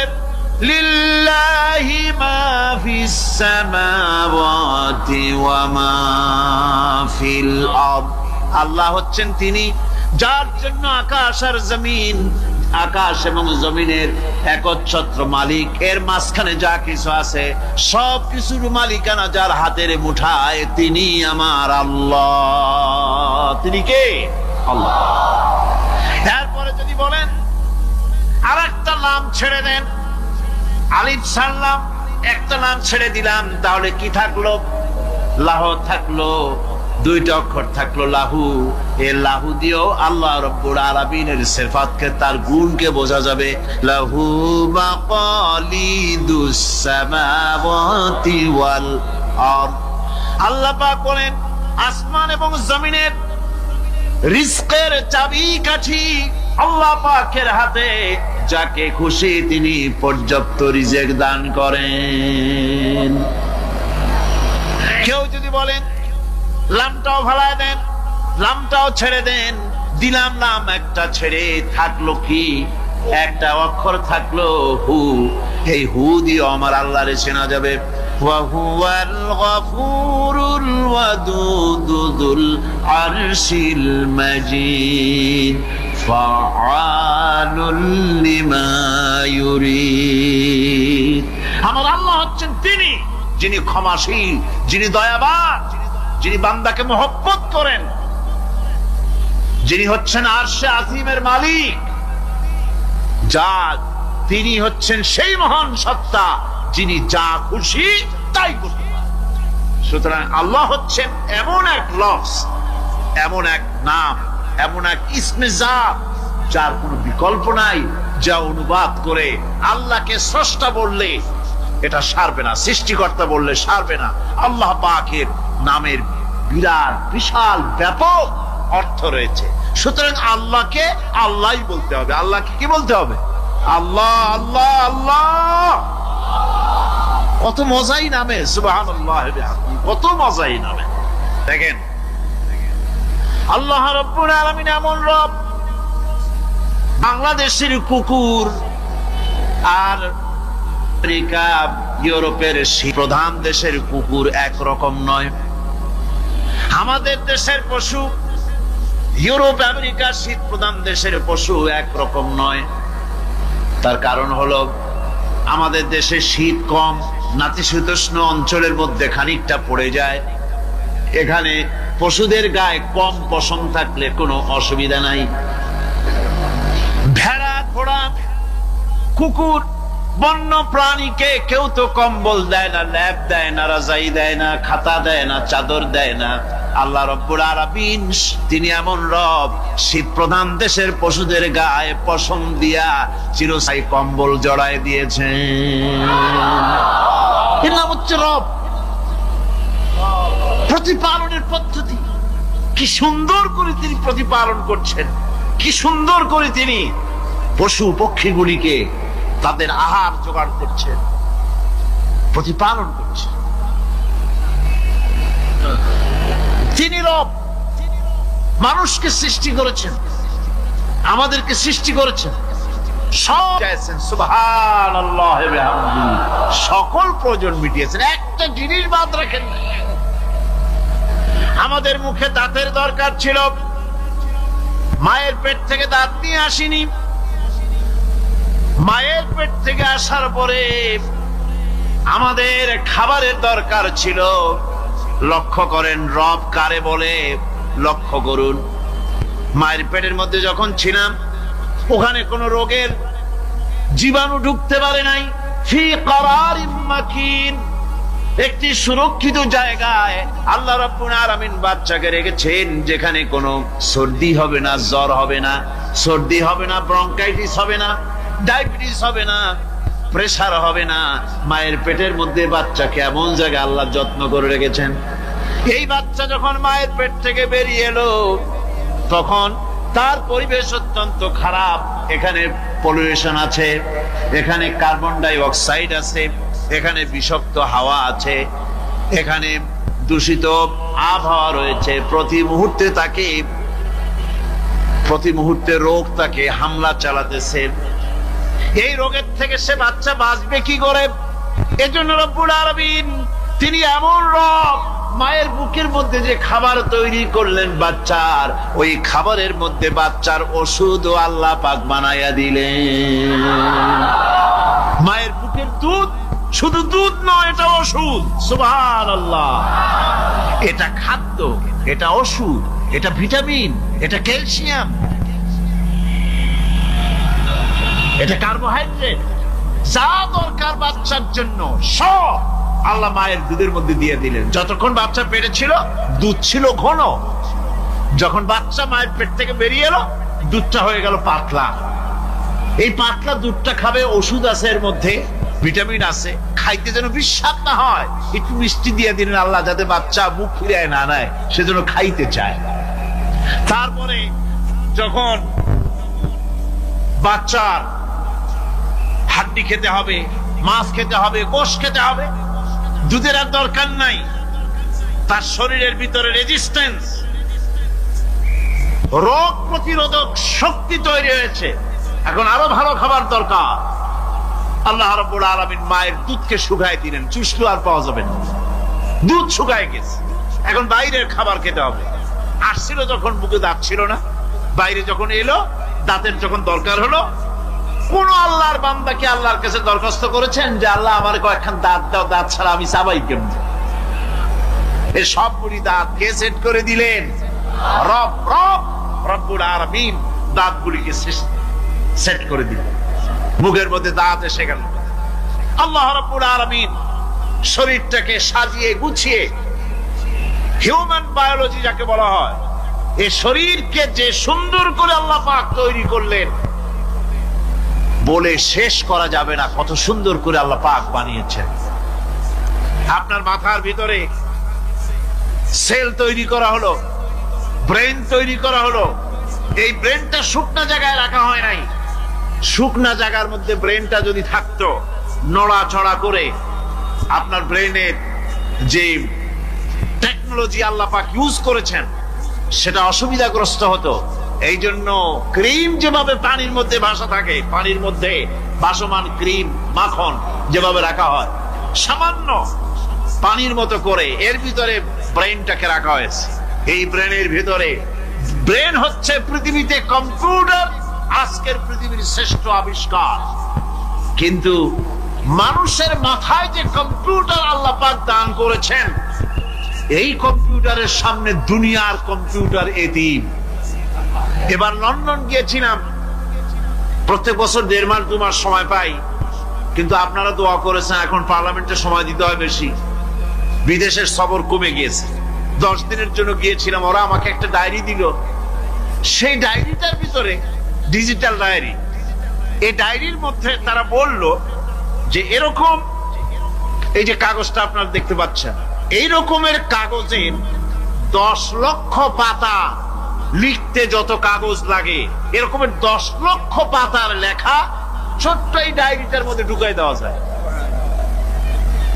10,000 টেলিফোন নাম্বারের মেমোরিতে তুলে দেওয়া যায়। এটা হচ্ছে লেটেস্ট আবিষ্কার। কিন্তু আল্লাহ পাক মানুষের যে ব্রেনটা তৈরি করলেন, পৃথিবীতে যা আছে এ সব কিছু একটা মানুষের ব্রেনের মধ্যে, সমস্ত তত্ত্ব, সমস্ত ফ্যাক্টস মানুষের মেমোরির ভিতরে ঢুকাবার পরেও আরো লক্ষ লক্ষ জায়গা বাকি থেকে যাবে, শূন্য থেকে যাবে, যা পূরণ হওয়ার নয়। এত বিশাল মেমোরি আল্লাহ পাক তার মানুষের মাথার মধ্যে তৈরি করে দিয়েছে।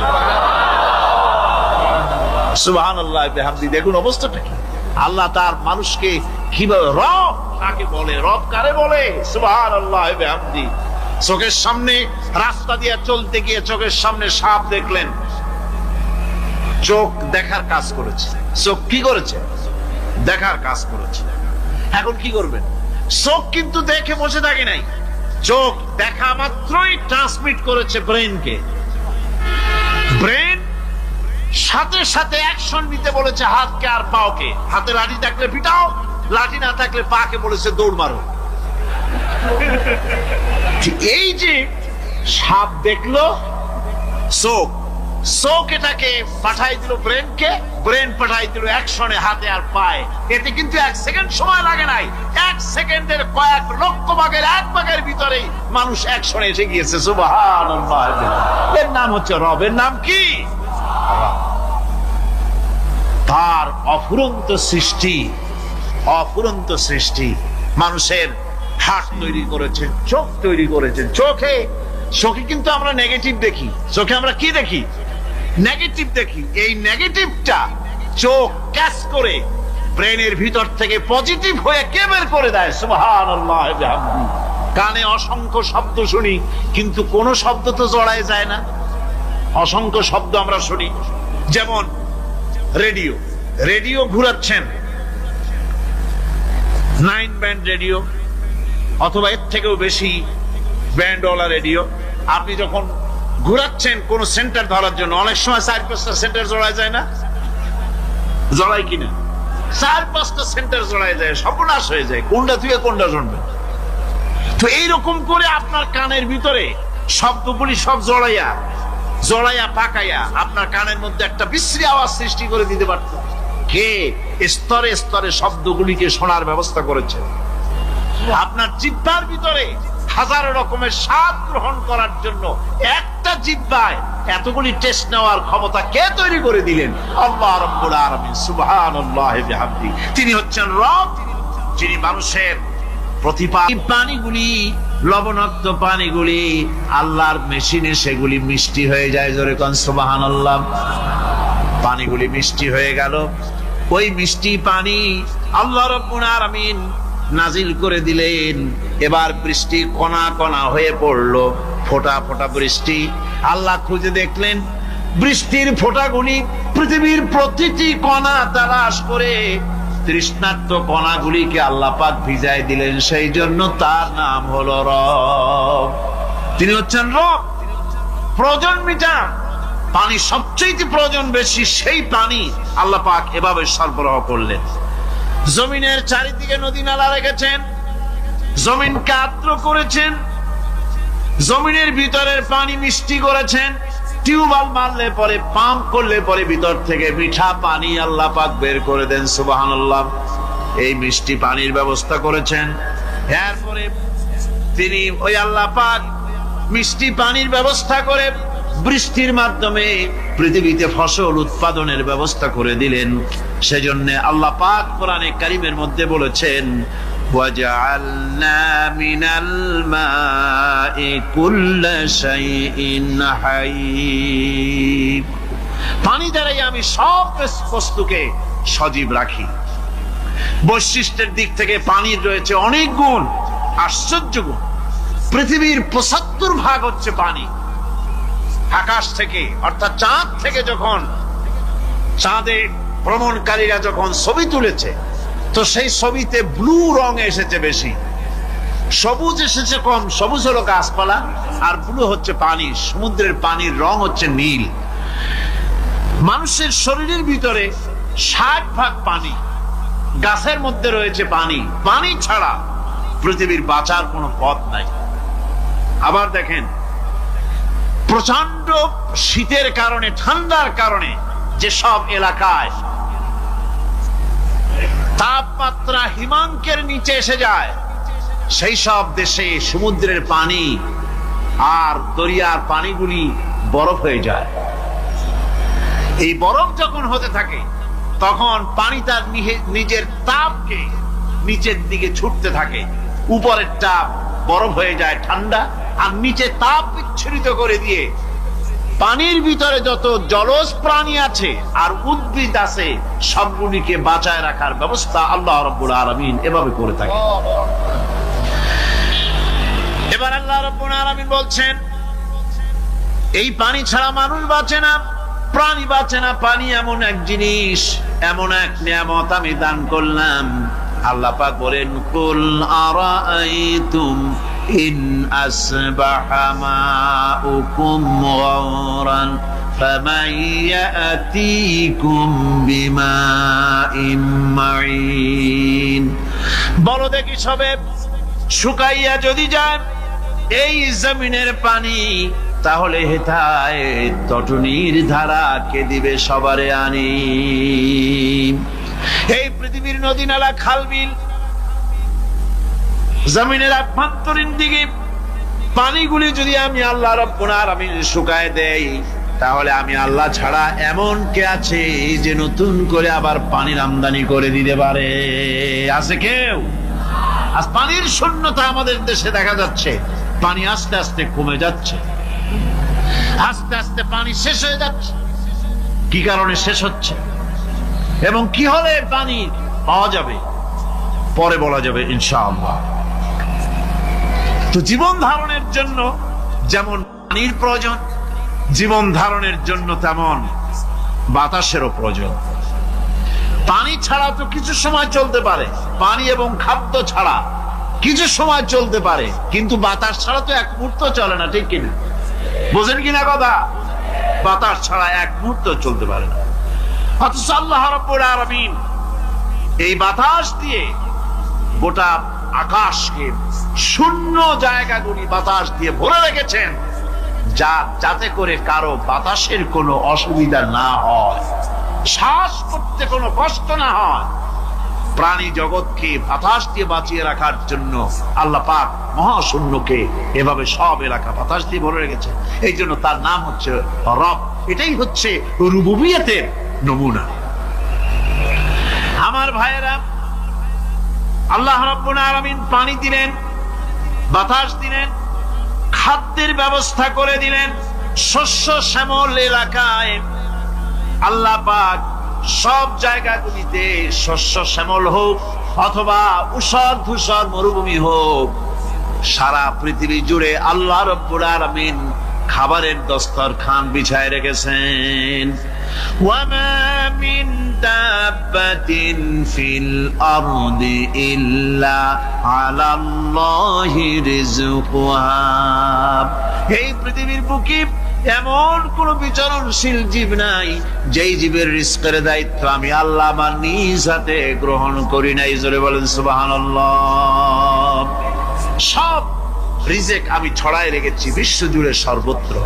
আল্লাহ পাক বলছে, ফালইয়ানজুরিল ইনসানু ইলা তাআমিহি أنا صببنا الماء صبا ثم شققنا الأرض شقا فأنبتنا فيها حبا আল্লাহ পাক বলছেন মানুষের উচিত নিজ খাদ্যাদির দিকে লক্ষ্য করা, নিজে খাদ্যের দিকে লক্ষ্য করা। যেহেতু এই খাদ্য প্রতিদিন তার সামনে আসে, এদিকে তার লক্ষ্য করা উচিত। আমি কিভাবে আমি প্রথমে জমিনের উপরে পানি বর্ষণ করি, পরে জমিনকে দীর্ণ বিদীর্ণ করি, এরপরে জমিনের ভিতরে উর্বরা শক্তি আমি দান করি। কে বলতেছেন এই কথা? আল্লাহ পাক বলছেন। এরপরে আমি নানান জাতের ফসল ফলন তোমাদের জন্য আমি দান করে দেই। খাদ্যের দিকে নজর করতে এই জন্য আল্লাহ পাক বলেছেন মানুষ চতুর্দিক থেকে তো চোখ ফিরাতে পারে, মুখ ফিরাতে পারে, কিন্তু খাদ্যের দিকে তার নজর করতেই হয়। সকালে, দুপুরে, বিকেলে, রাত্রে সব সময় তার সামনে খাবার আছে। আল্লাহ পাক বলেন খাবারের দিকে একটু নজর করো, কেমন ভাবে কি সুন্দর করে খাবারগুলি তৈরি করে দিয়েছি, শুরু কিভাবে হলো, পরিপক্ক কিভাবে হলো, সেদিকে তোমরা লক্ষ্য করো। সে লক্ষ্য তো করা নাই, সমানে খায়, বিসমিল্লাহ বলেন, আলহামদুলিল্লাহ বলেন, পাইকারি দরে খাইতেই থাকে। আল্লাহ পাক বলছেন খাদ্যাদির দিকে লক্ষ্য করো। এই যে চাউল তোমরা খাচ্ছ, আটা খাচ্ছ, গম খাচ্ছ, মাছ খাচ্ছ, গোশ খাচ্ছ, তাম পৃথিবীর সমস্ত বিজ্ঞানীরা একত্রিত হয়ে একটা চাউল বানাইতে পারবে? জোরে কোন পারবে? না পারবে। পারবে প্লাস্টিকের চাউল, আর কলেরা হয়ে মরবে। পৃথিবীর সমস্ত বিজ্ঞানীরা একত্রিত চাউল বানাতে পারবে না, একটা ডিম বানাতে পারবে না। পারবে একটা ডিম বানাতে? পারবে না। বিজ্ঞানীদের প্রশংসা আমরা করি, হ্যাঁ করি, বিজ্ঞানীরা অনেক কিছু বিশ্বকে উপহার দিয়েছে, কিন্তু মূল রবের কাছে আমরা যাই না, তাকে চিনতেও পারি না, সেখানে যাই না। বিজ্ঞানীরা কি করেছে? আল্লাহর বানানো জিনিসগুলি তারা ডিজাইন করেছে। ডিজাইন করতে তো নিষেধ নাই, আর ডিজাইন করাই যায়, সৃষ্টি করতে পারে না। বিজ্ঞানীরা সৃষ্টি করে নাই, ডিজাইন করেছে। কিরকম? আল্লাহ পাক চাউল তৈরি করেছেন। চাউল করেছে কে? বলেন না সবাই। এখন আপনারা সেই চাউল দিয়ে পিঠা বানান, পায়েস বানান, সেই চাউল দিয়ে পিঠা, আরো কি যেন খায় চট্টগ্রামে রস দিয়া, ওটারে কি কয়? দই পিঠা নাকি ধোঁয়া পিঠা। সেইভাবে করে আপনি ডিজাইন তৈরি করছেন। আটা দিচ্ছে, আল্লাহ পাক আটা তৈরি করেছেন, গম দিয়েছেন, এই আটা দিয়ে গোলগোল্লা তৈরি হচ্ছে, এর দ্বারা রুটি তৈরি হচ্ছে, এর দ্বারা অসংখ্য রকমের সিমাই টিমাই ইত্যাদি দিয়ে, লাচ্ছা সিমাই, নানান রকমের সিমাই আপনি ডিজাইন করেন, অসুবিধা নাই। আল্লাহর তৈরি করা কাঠ দিয়ে ফার্নিচার তৈরি হচ্ছে, টেবিল হচ্ছে, গুষ্টি শুদ্ধ হচ্ছে। আল্লাহর তৈরি করা লোহা দিয়া মাইক হচ্ছে, স্ট্যান্ড গান হচ্ছে, ব্রেন গান হচ্ছে, তারপরে প্লেন হচ্ছে। তাহলে আমি বলতে চাইলাম, বুঝাতে চাইলাম, সমস্ত জিনিস এর স্রষ্টা কে? জোরে বলেন কে? বিজ্ঞান শুধু এগুলি এক জায়গায় করে অ্যাসেম্বল করছে, এগুলিকে এক জায়গায় করে এক একটা রূপ দিয়েছে। এখানে বিজ্ঞানের কৃতিত্ব আছে ঠিক, কিন্তু আপনারাই বলেন লোহা যদি আল্লাহ তৈরি না করতেন, এই মাইক তৈরি হতো, রাইফেল তৈরি হতো? আর রাইফেল যদি নাই হতো, তাহলে কারাগারের বন্দীগুলো মারতেন কি দিয়া? রাইফেল যদি না হতো, যুদ্ধ করতেন কি দিয়ে? ঠিক কিনা? যত মারামারি ইত্যাদি যা কিছু হচ্ছে, তো শুধু মারামারির জন্যই তো আল্লাহ লোহা বানান নাই। লোহার সবচেয়ে বড় প্রয়োজন হচ্ছে জমিন কর্ষণ করা, জমিন চাষ করা। এই জমিন চাষের জন্য লাঙ্গল দরকার, শাবল দরকার, খন্তা দরকার, কোদাল দরকার। এই লোহার দাম কেউ আল্লাহ পাক এত লোহা বেশি দিয়েছেন, যার জন্য লোহার দাম কম। সোনা কম দিয়েছেন, যেহেতু সোনার প্রয়োজনীয়তা কম, লোহার প্রয়োজনীয়তা বেশি, এই জন্য লোহা বেশি দিয়েছেন, দামটা কমে গেছে, যার জন্য আপনার আমার জন্য কিনে ব্যবহারটা সহজ হয়েছে। কথা ঠিক কিনা? বন্ধুগণ,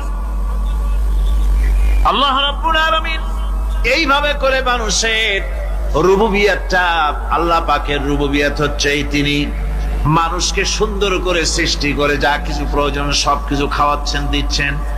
সে আল্লাহ পাক প্রশ্ন করছেন, কুল মান ইয়ারযুকুকুম মিনাস সামাই ওয়াল আরদ আম্মান ইয়ামলিকুস সামআ ওয়াল আবসারা ওয়া মান ইয়াখরুজুল হাইয়্যা মিনাল মাইয়িতি ওয়া ইউখরিজুল মাইয়িতা মিনাল হাইয়্য।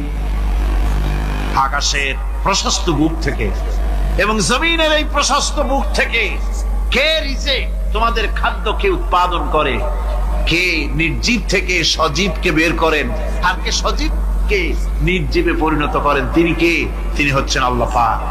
আল্লাহ পাক বলছেন এই প্রশ্ন যদি তাদেরকে করা হয় তো তারা কি বলবে? আল্লাহ পাক বলেন, ওয়ামান ইউদাব্বিরুল আমরা ফাসায়াকুলুনা আল্লাহ ফাকুল আফালা তাত্তাকুন। হে নবী, এদেরকে প্রশ্ন করুন। এদেরকে যদি প্রশ্ন করা হয় এই পৃথিবীর সুন্দর পরিচালনা পদ্ধতি কে করেন, তাহলে তারা এক কথায় বলবে, নিজের থেকেই বলবে আল্লাহ। কে করছেন? সবকিছু আল্লাহ।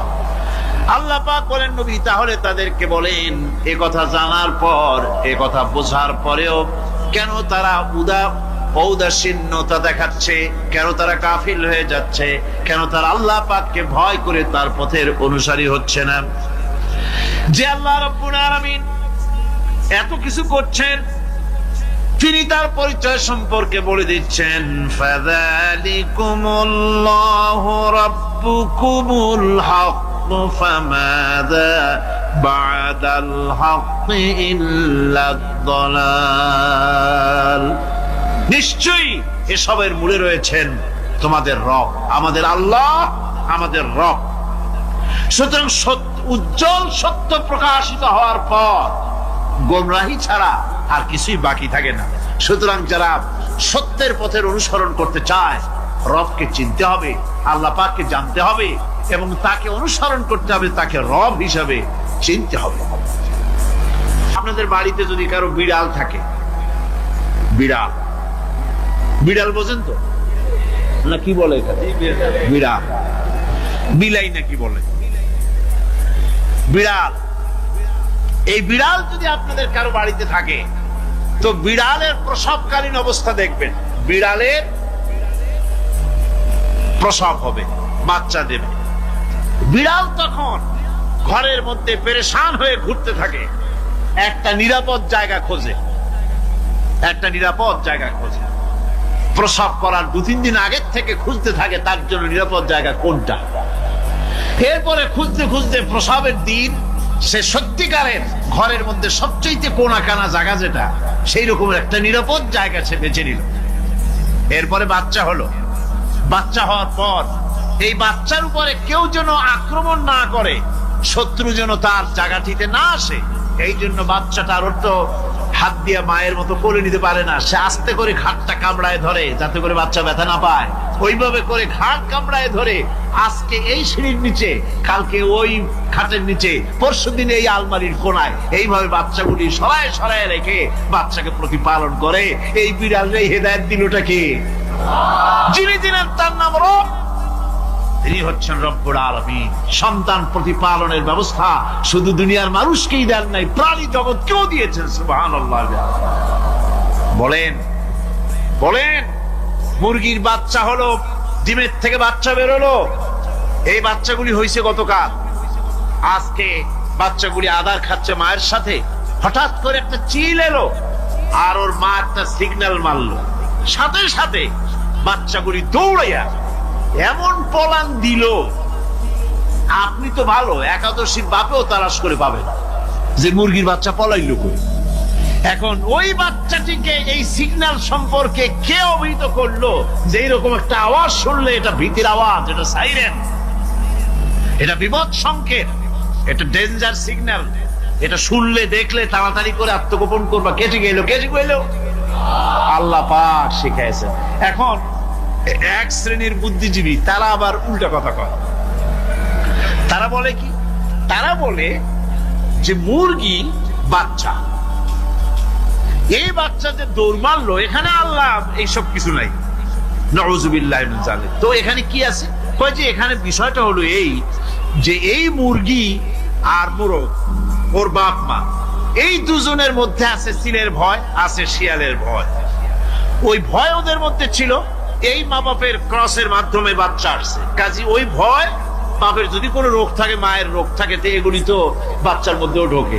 তো ভয় হোক, সুখ হোক, দুঃখ হোক, এই অনুভূতি স্বাভাবিক প্রক্রিয়ার মাধ্যমে বাচ্চার মধ্যে ঢুকছে, আর সিল দেখে আওয়াজ শুনে সে আত্মগোপন করেছে।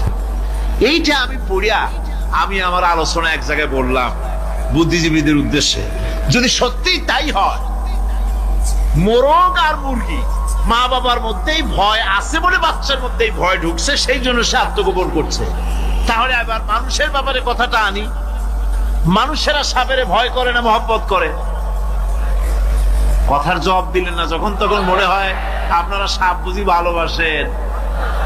সাপ আমরা সকলেই ভয় পাই, মায়ও ভয় পায়, বাবাও ভয় পায়।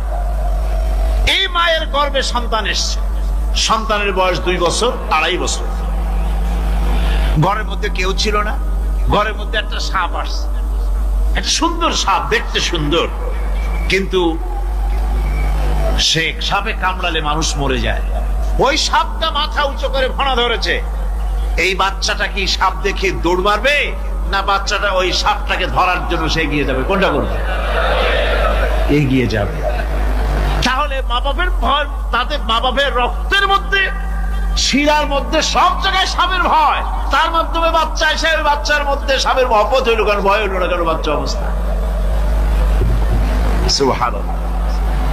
আমার বন্ধুগণ, মুরগির বাচ্চা কি হেফাজত করার জন্য বুদ্ধিমান প্রাণী মানুষ তার কাছে নাই বলে আল্লাহ রাব্বুল আলামিন তারে বাচ্চা অবস্থা থেকে বোঝার তৌফিক দিয়েছেন কোনটা ভয়ের আওয়াজ, কোনটা হলো বিপদের আওয়াজ। মানব সন্তানের প্রতিপালন করার জন্য তার মার বাবা আছে বলে ওই রকম করে পশুদের মধ্যে আল্লাহ বানান নাই, তাকে হেফাজত করার জন্য মা বাপ আছে বলে এই দায়িত্ব আল্লাহ পাক মা বাপের উপরে ছেড়ে দিয়েছেন। মা বাপ তাকে হেফাজত করে। রুবুবিয়তের প্রতিপালন, হেদায়েতের এই প্রতিপালন আল্লাহ পাক মানুষকে এভাবে করে তাদেরকে হেদায়েত দিয়েছেন, তার পথের চলার দিশা দিয়েছেন। পিঁপড়ার খাদ্য সংগ্রহের ব্যাপারটা দেখেন। পিঁপড়ার আছে দারুণ ঘ্রাণ শক্তি। কোথায় খাবার? 5 তলায় আপনি মিষ্টি খাচ্ছেন, রসগোল্লা থুয়ে দেন, তারপরে দেখেন কোন জায়গায় দিয়ে পিঁপড়া এসে জমের খাওয়া খায়, ঠিক কিনা? দেখেন তার কত তীব্র ঘ্রাণ শক্তি, সেখানে চলে যাচ্ছে। তাকে হেদায়েত দেওয়া হয়েছে, তাকে ঘ্রাণ শক্তি দেওয়া হয়েছে। চিল, শকুন, ঈগল কোথায় থাকে বোঝেন না? মহাশূন্যে 3 থেকে 3.5 মাইল উপরে শকুন, বাজ, ঈগল উঠতে থাকে। খাবে কি? ওখানে তো তার খাবার ছড়ানো নেই। আল্লাহ হচ্ছেন এমন রব, আমাদের স্রষ্টা হচ্ছেন এমন রব, যিনি ওই চিল, বাজ আর শকুন মহাশূন্যে যেগুলি উড়ে বেড়ায়, ওদেরকে আল্লাহ পাক এমন তীব্র দৃষ্টি শক্তি দান করেছেন, 3 মাইল উপর থেকেও ছাগল মুরগি মরা দেখলে ওখান থেকে সে ঝাঁপায় পড়ে তা খেতে পারবে।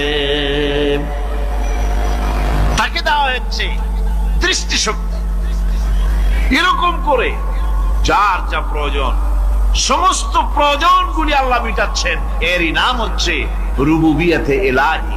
এটাই হচ্ছে আল্লাহ পাক রব, এটা তার অসংখ্য প্রমাণ। সেই জন্য আল্লাহ পাক বলেন আলহামদুলিল্লাহি রাব্বিল আলামিন। পড়েন সবাই আলহামদুলিল্লাহি রাব্বিল আলামিন। সমস্ত প্রশংসা হচ্ছে আল্লাহ পাকের জন্য। কোন আল্লাহ? প্রথমে তো আল্লাহ বললাম, তারপর বললাম রব, এখন বলা হচ্ছে কোন রব? যিনি আলামিন, রব্বিল আলামিন, যিনি সমস্ত জাহানের রব। তাহলে বোঝা যাচ্ছে রব জগৎ একটা না। জগৎ, কথা বুঝতেছেন আমার? জগৎ একটা নয়, অসংখ্য জগৎ আছে, বহুমাত্রিক জগতের কথা এখানে আল্লাহ পাক বলছেন। আমি এই জন্য বলি যে কোরআন হচ্ছে বিজ্ঞানের উৎস। কোরআন বিজ্ঞানের কি? বিজ্ঞানের আবিষ্কার যত বাড়বে, বিজ্ঞান চিরটা কাল কোরআনের কাছে ভিক্ষার হাত দিয়ে এতিমের মতো দাঁড়ায় থাকবে কিয়ামত। আজ পৃথিবীর বিজ্ঞানীরা বলছেন জগৎ সম্পর্কে, আমরা মনে করছি পৃথিবীটাকে, আমাদের কাছে জগৎ দুইটা। কয়টা জগৎ? একটা জগৎ হলো এইটা, ইহ জগৎ আর পরজগৎ, এছাড়া আর কিছু জানি না। এই দুইটাই জগৎ আমাদের কাছে। এখন দেখেন বিজ্ঞানীরা কি বলছেন। বিজ্ঞানীরা বলছেন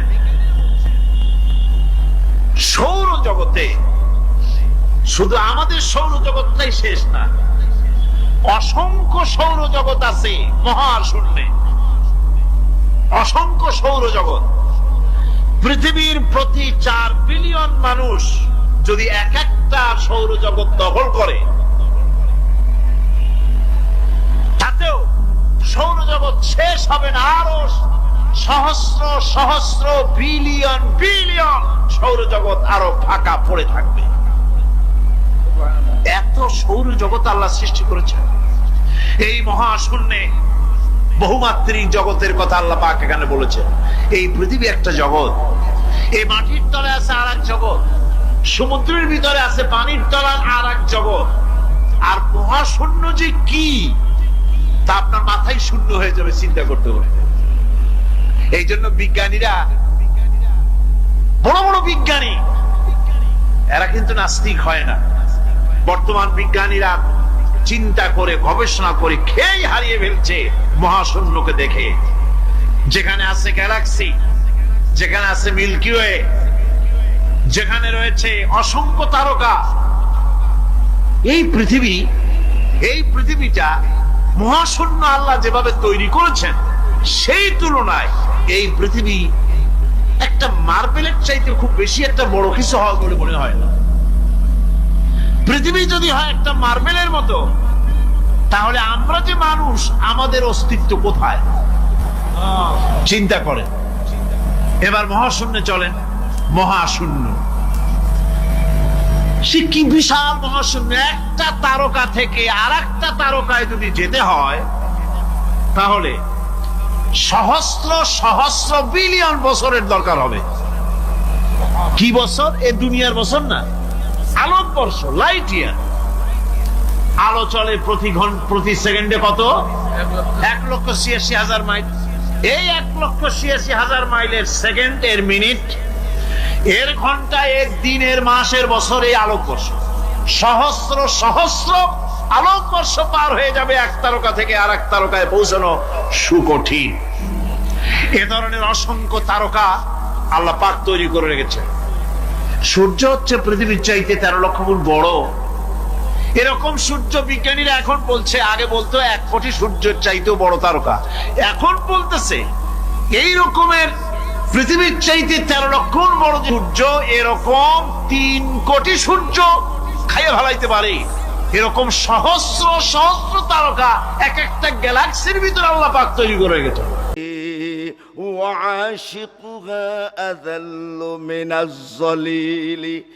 এই দুনিয়ার মতন অল্প সময় আর কিছুই হতে পারে না। আর এই দুনিয়ার আশিক যারা, তারা হলো সব থেকে লাঞ্ছিত। তো সিমুসে হরুহা ওয়া তুমা কওমুহু ফাহুম মুতাহাইয়িরুনা বিলা দলিলি। এই পৃথিবী হলো একটা জাদু। এই জাদুতে যখন মানুষ আক্রান্ত হয়, তখন দৌড়াতেই থাকে, দৌড়াতেই থাকে। যদি বলা হয় এভাবে দৌড়াও কেন, হালাল হারাম মানো না, কয় বিলা দলিলি, দলিল নেই। কবি কত সুন্দর করে বলছেন, মা মাযফিদ দুনিয়া আহনামুন ওয়া মা বাকিয়া মিনহা আনামি ওয়াল ওয়াক্তু বাইনাহুমা যায়ুন।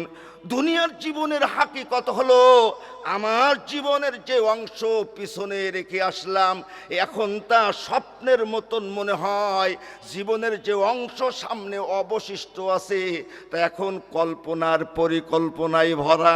ওয়াল ওয়াক্তু বাইনাকুমা যায়িউন, মাঝখান থেকে আমার জীবনের মূল্যবানটা সময় চলে যাচ্ছে, খরচ হয়ে গেল, এখানে আমার কিছু করার নাই। কবি আরো সুন্দর করে বলছেন, ওমাইয়া সুহাবিদ দুনিয়া ইয়াকুন মিসলা কাবিজিন আলাল মাই খানাতুহু ফুরুজুল আসাবি। দুনিয়ার মানুষ কান খুলে শোনো, তুমি কোথায় দৌড়াও যে দুনিয়াকে এত ভালোবাসো, এত পরিকল্পনা। এই দুনিয়ার জীবনের দৃষ্টান্ত হলো কোনো ব্যক্তি তার হাত দিয়ে আঙ্গুল দিয়ে খামচে ধরেছে পানি, পানি যদি খামচে ধরা হয় আঙ্গুলির ছিদ্র দিয়ে পানিগুলি বের হয়ে যাবে। যতই দুনিয়াকে তুমি আঁকড়ে ধরো না কেন, একদিন দুনিয়া খেয়ানত করবে আর বলবে মাটির উপরে জায়গা হবে না, মাটির ভেতরে আসা লাগবে। জোরে বলো ঠিক কিনা? আমার বন্ধুগণ, এই জন্য বিশ্বনবী মুহাম্মদুর রাসূলুল্লাহ সাল্লাল্লাহু আলাইহি ওয়াসাল্লাম বলেন, মান আহাব্বাদ দুনিয়া আদররা বি আখিরাতিহি, যে দুনিয়ার জীবনকে বেশি প্রাধান্য দেবে, ভালোবাসবে, আখিরাত ক্ষতিগ্রস্ত হবে। আর যে আখিরাতকে প্রাধান্য দেবে সে দুনিয়ায় ক্ষতিগ্রস্ত হবে। আল্লাহ নবী বললেন, ফাআসিরু মা ইয়াবকা আলা মা ইয়াফনা, বুদ্ধিমানের পরিচয় হলো অস্থায়ী জীবনের উপরে স্থায়ী জীবনকে প্রাধান্য দেওয়া।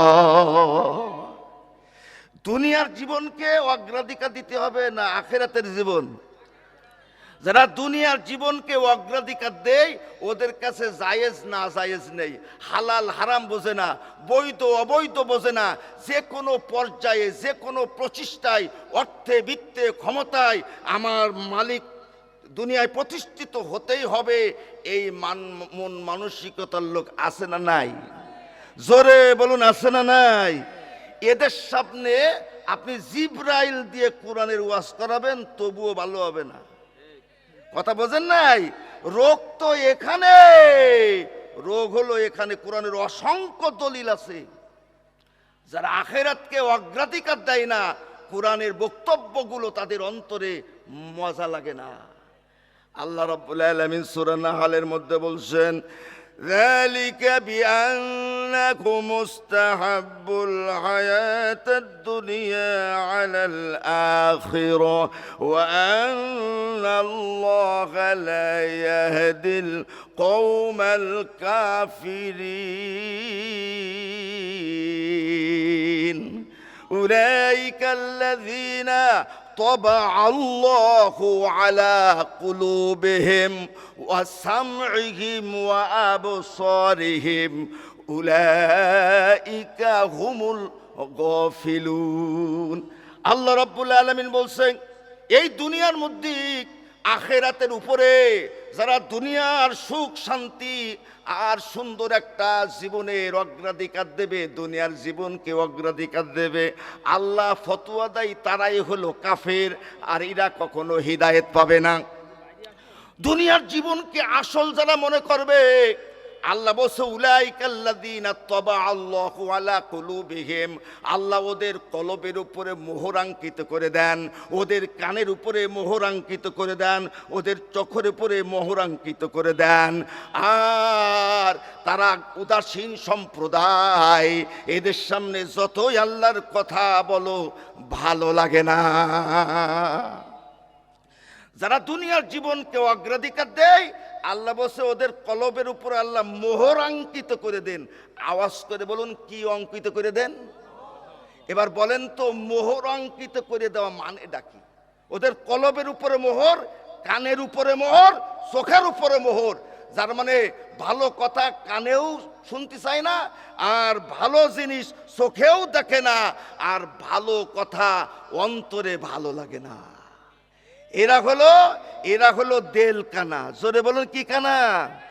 আল্লাহ বলছে মোহরাঙ্কিত মানে হলো ওদের অন্তর থেকে আল্লাহ শুভবুদ্ধির যোগ্যতা ছিনিয়ে নেই, ওদের নৈতিক অনুভূতির মৃত্যু ঘটে, ওদের সামনে আল্লাহর কথা বলাও যা না বলাও তাই।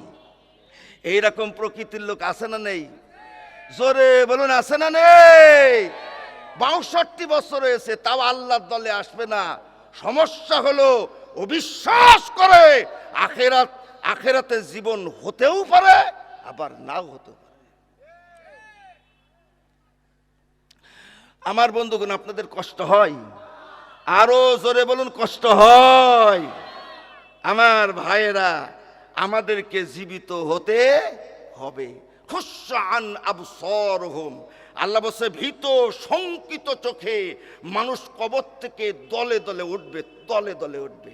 এক একটা কান্নাহুম জারাদুম মুনতাশির, যেন বিক্ষিপ্ত পঙ্গপাল। এক একটা কবর থেকে হাজারো মানুষ উত্থিত হবে। সুবহানাল্লাহ বলেন, একটু জোরে বলেন আল্লাহু আকবার। আমার বন্ধুগণ, পরকালের জীবন যদি আমরা ভালো করতে চাই, তাহলে আমাদের জীবনের হাকিকত, আমাদের মৃত্যুর বাস্তবতা আমাদের অনুধাবন করতেই হবে। জোরে বলো ঠিক কিনা? আমার বন্ধুগণ, লম্বা করা যাবে না।